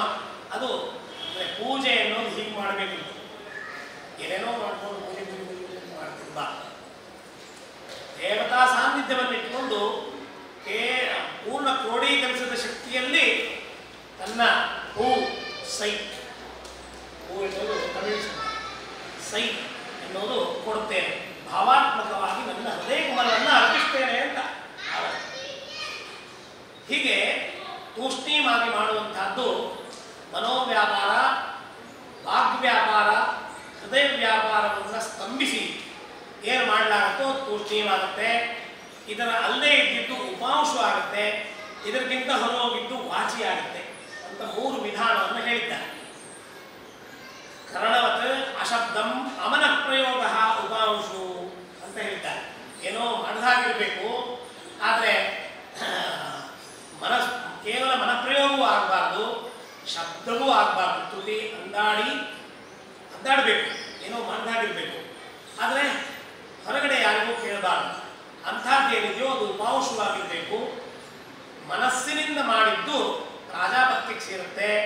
ಯಾಕೆಂದರೆ ಪ್ರಜಾಪತಿ ಮತ್ತು ವಾಕ್ ದಂಪತಿಗಳು ಅವರು ಅವರ ವ್ಯಾಪಾರವನ್ನು ಹೊರಗಡೆ ಎಲ್ಲೂ ತಿಳಿಸಬಾರ್ದು. ಅದನ್ನು ಒಳಗಡೆ ಇಡೋದೇ ತೂಷ್ಣೀಂ ಎನ್ನುವ ಕರ್ಮ. ಕೇವಲ ತೂಷ್ಣೀಂ, ಅದು ಶಬ್ದವೇ ಹೊರಗೆ ಬರೋದಿಲ್ಲ. ಹೃದಯ, ಕಣ್ಣು, ಮನಸ್ಸಿನಿಂದ ವ್ಯಾಪಾರವೇ ಬರೋದಿಲ್ಲ. ಇದರ ಅಲ್ಲೇ ಇರೋದು ವ್ಯಾಪಾರ ಬರುವಂತಹದ್ದು ಉಪಾಂಶು ಅಂತ ಹೇಳ್ಕೊಳ್ತದೆ. ಇದರ ವ್ಯತಿರಿಕ್ತವಾದಂತಹದ್ದು ತುರಿಯಂ ವಾಚೋ ಮನುಷ್ಯ ಭಕ್ತಿ ಎನ್ನುವ ಪರಾಮರ್ಶದ ಮಧ್ಯೆಯಿಂದ ವೈಖರಿ ಬರುವಂತಹದ್ದು ವಾಚಿ. ಈ 3 ವಿಧವಾದ ಕರ್ಮ.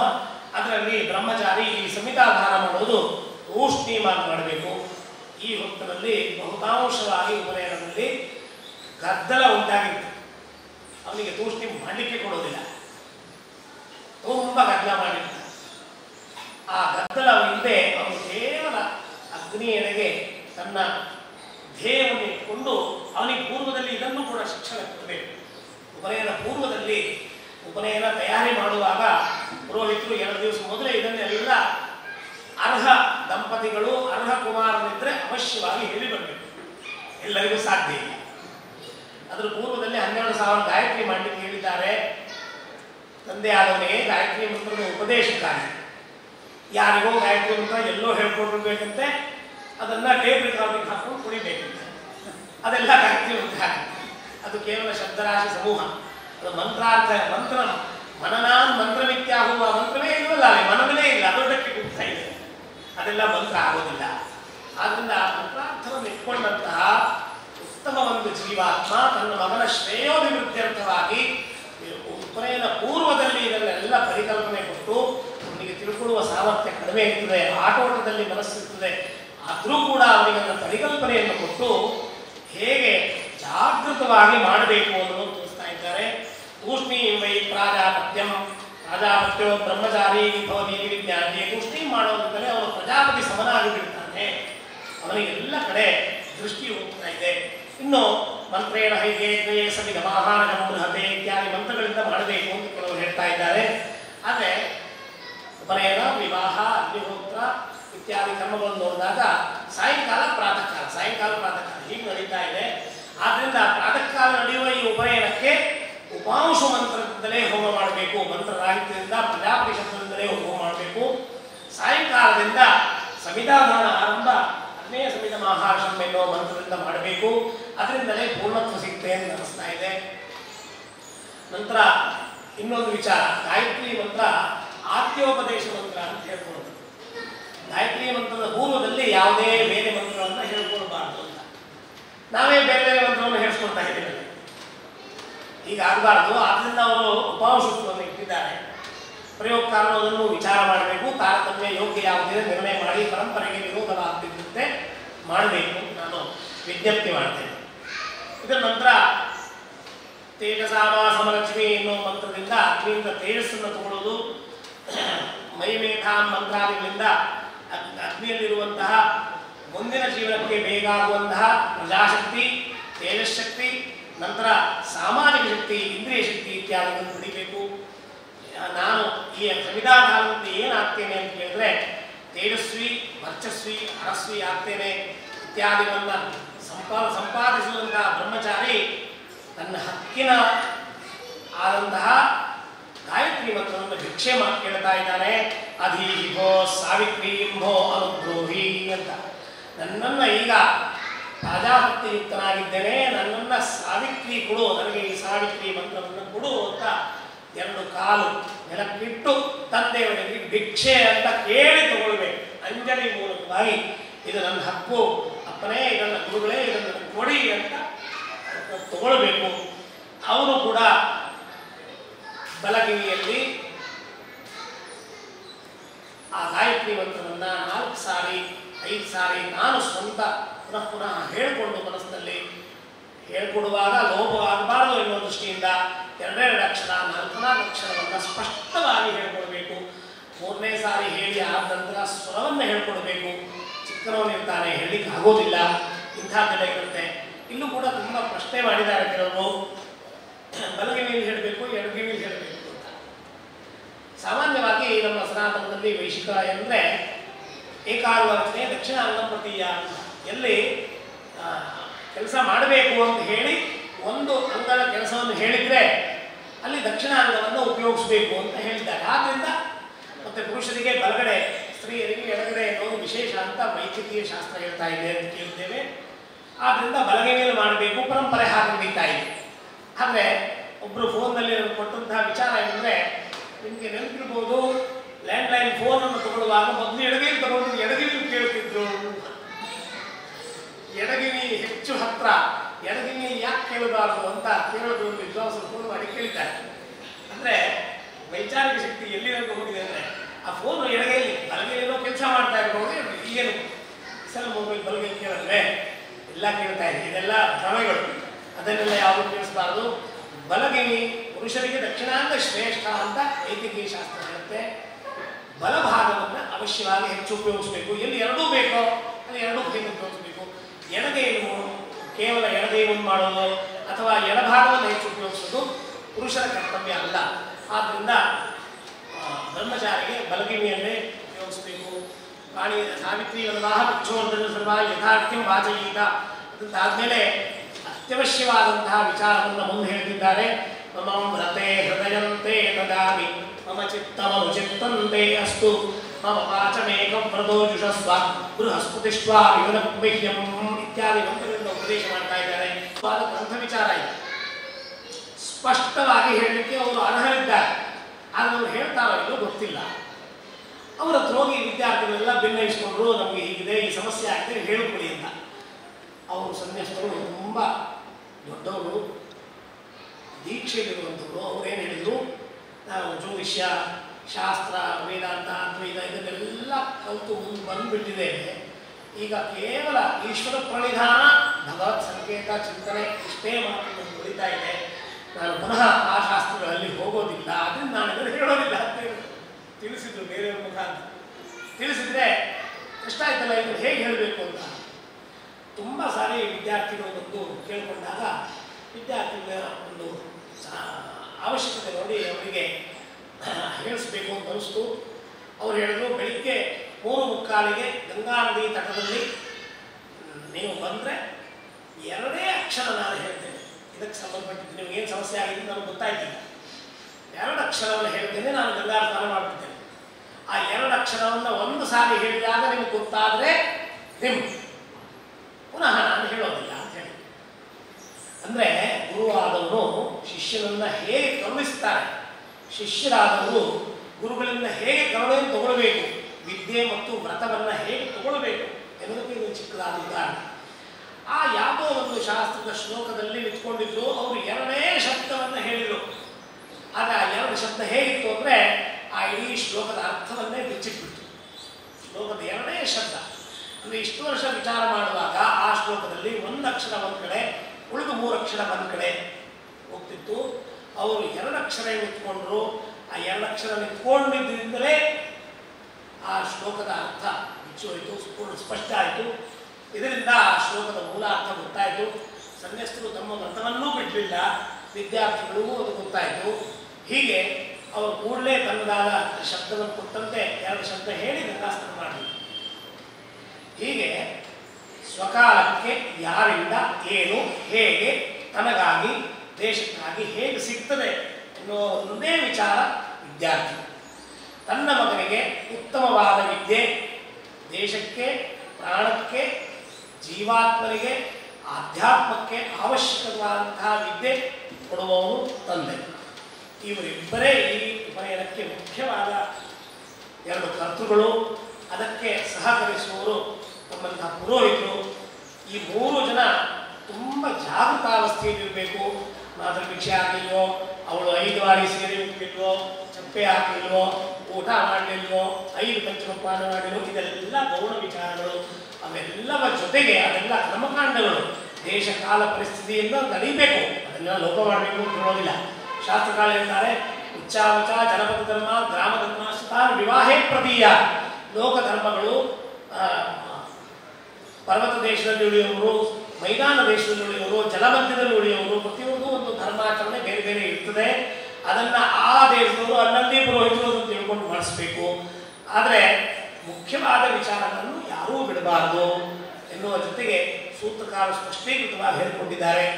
ಇಂಥ ಹೇಳೋದ್ರಿಂದ ಉಪನಯನ ಗಾಯತ್ರಿ ಮಂತ್ರದ ಸ್ಪಷ್ಟಾರ್ಥ ಉಪದೇಶದಿಂದ ಅದರ ಜೊತೆಗೆ ಉಪನಯನ ಆದ ನಂತರ ತಪ್ಪದೇ ಆ ಬ್ರಹ್ಮಚಾರಿ ಹತ್ರ ಸಾಯಂಕಾಲ ಪ್ರಾತಃ ಕಾಲ ಕಡಿಮೆ 3 ಸಾರಿ ಅರ್ಘ್ಯದಾನ ಹಾಗೂ 10 ಗಾಯತ್ರಿ ಜಪ, ತಾವಿರುವ ಪರಿಸ್ಥಿತಿ, ತಮಗಾಗಬೇಕಾದ್ದೇನು ಮತ್ತು ಅದರ ಜೊತೆಗೆ ದೈವಿ ಸಂಕಲ್ಪತನ ಹೇಗೆ ಬರಬೇಕು ಎನ್ನುವುದನ್ನು ಆ ಬ್ರಹ್ಮಚಾರಿಗೆ ಅವಶ್ಯ ತಂದೆ ಅದನ್ನು ತಿಳಿಸ್ಕೊಡ್ಬೇಕು. ಇದು ಮಾಡೋದ್ರಿಂದ ಕ್ರಮೇಣ ಬ್ರಹ್ಮಚಾರಿ 28 ಮಾಡ್ಯಾನು, 108 ಮಾಡ್ಯಾನು, 1008 ಮಾಡ್ಯಾನು, 1,00,000 ಗಾಯತ್ರಿ ಮಾಡ್ಯಾನು. ಈ ಕಶ್ಚಿತ್ ಯತದಿ ಸಿದ್ಧೆ, ಯಾರೋ ಒಬ್ಬರು ಸಿದ್ಧಿಗೆ ಬಂದಾನು, ಯಾರೋ ಒಬ್ಬರು ಅದರಲ್ಲಿ ಪಾರಂಗತನಾದನು. ಆದರೂ ಕೂಡ ಪರಂಪರಾಪ್ರಾಪ್ತವಾದಂತಹ ತನ್ನ ಹಕ್ಕನ್ನು ತನ್ನ ಮಗನಿಗೆ ಅವಶ್ಯವಾಗಿ ಕೊಟ್ಟು ಈ ಉಪನಯನ ಸಂಸ್ಕಾರವನ್ನು ಪೂರ್ತಿ ಮಾಡಬೇಕು ಅಂತ ಆಶ್ರಯ ಕ್ರಿಯೆ ಸೂತ್ರದಲ್ಲಿ ಹೇಳಿದ್ದಾರೆ. ನಾವೆಲ್ಲ ಇದೆಲ್ಲ ಮಾಡೋದು ಯಾಕೆ ಅಂತ ಕೇಳಿದ್ರೆ ಮಂಗಲವಾಗಿರಬೇಕು ಅಂತ. ಯಾಕೆಂದರೆ ಪುಣ್ಯಸ್ಯ ಫಲಮಿಚ್ಛಂತಿ ಪುಣ್ಯ ನೆಚ್ಛಂತಿ ಮಾನವ, ಪಾಪಸ್ಯದು ನೈಚ್ಛಂತಿ ಪಾಪಂ ಕುರ್ವಂತಿ ಯತ್ತದ. ನಾವೆಲ್ಲ ದಿವಸ ಎದ್ದು ಹೇಳ್ತೇವೆ, ಭದ್ರಂ ಕರ್ಣೇ ವಿಶ್ವಯಾವದೇವಾಃ ಭದ್ರಂ ಪಶ್ಯೇಮಾಕ್ಷರೇಣತ್ರಾಃ ಸ್ಥಿರೇರಂಗೈ ಸ್ತುಷ್ಟುವಾಂಸಸ್ತನೋಭಿ ವ್ಯಶೇಮ ದೇವಹಿತಂ ಯದಾಯುಃ ಅಂತ.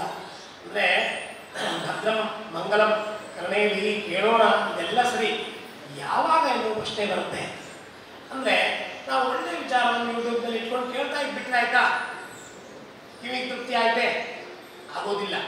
ಯಾಕೆಂದರೆ ಭದ್ರಂ ಪಶ್ಯೇಮ ಅಕ್ಷರೇಣತ್ರಾಃ ಇಡೀ ದಿವಸ ರಾಮಾಯಣ ಓದ್ಬಿಟ್ರೆ ಆಯ್ತಾ?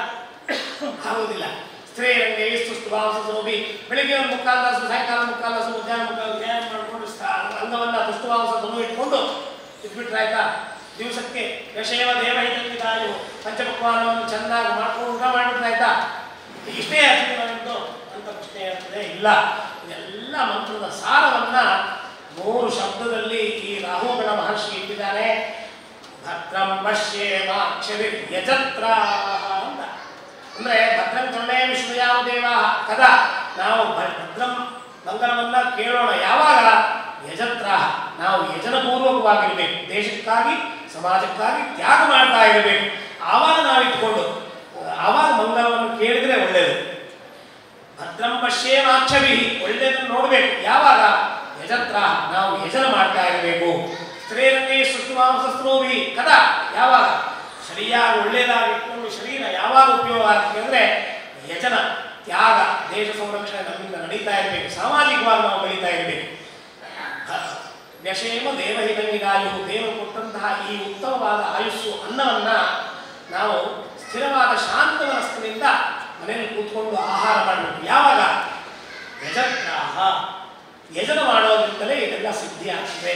ಈ ಮಂತ್ರಾರ್ಥವನ್ನು ಹೇಳ್ತಾ ಇದಿಷ್ಟು ಮಾತಾಡಿದ್ರಲ್ಲಿ ಏನಿದೆಯೋ ಇದೆಲ್ಲ ಪುಸ್ತಕದಿಂದ ನಮ್ಮ ಗುರುಗಳು ಹೇಳ್ಕೊಟ್ಟಿದ್ದು. ಪ್ರತಿ ಅಕ್ಷರವನ್ನು, ಅಕ್ಷರರೂಪಿ ಪರಮೇಶ್ವರನನ್ನು ನಮ್ಮಲ್ಲಿ ಸೇರಿಸಿದಂತಹ ಪ್ರತಿಯೊಂದು ಗುರುಗಳು ಗುರು ತತ್ವಕ್ಕೂ ನನ್ನ ನಮಸ್ಕಾರ ಹೇಳ್ತಾ, ಯಾವುದೇ ತಪ್ಪಿದ್ರು ಅದು ನನ್ನದೇ ಆಗಿದೆ, ಅದಕ್ಕೆ ಪುನರ್ ವಿಚಾರ ಮಾಡುವಂತೆ ನಮ್ಮ ದೊಡ್ಡವರಿಗೆ ಸಲಹೆಯನ್ನು ಅವಶ್ಯ ಹೇಳಬೇಕು ಅಂತ ಹೇಳ್ತಾ ನನ್ನ ಈ ಮಾತನ್ನು ಸಮಾಪ್ತಿ ಮಾಡ್ತಾ ಇದ್ದೇನೆ. ಓಂ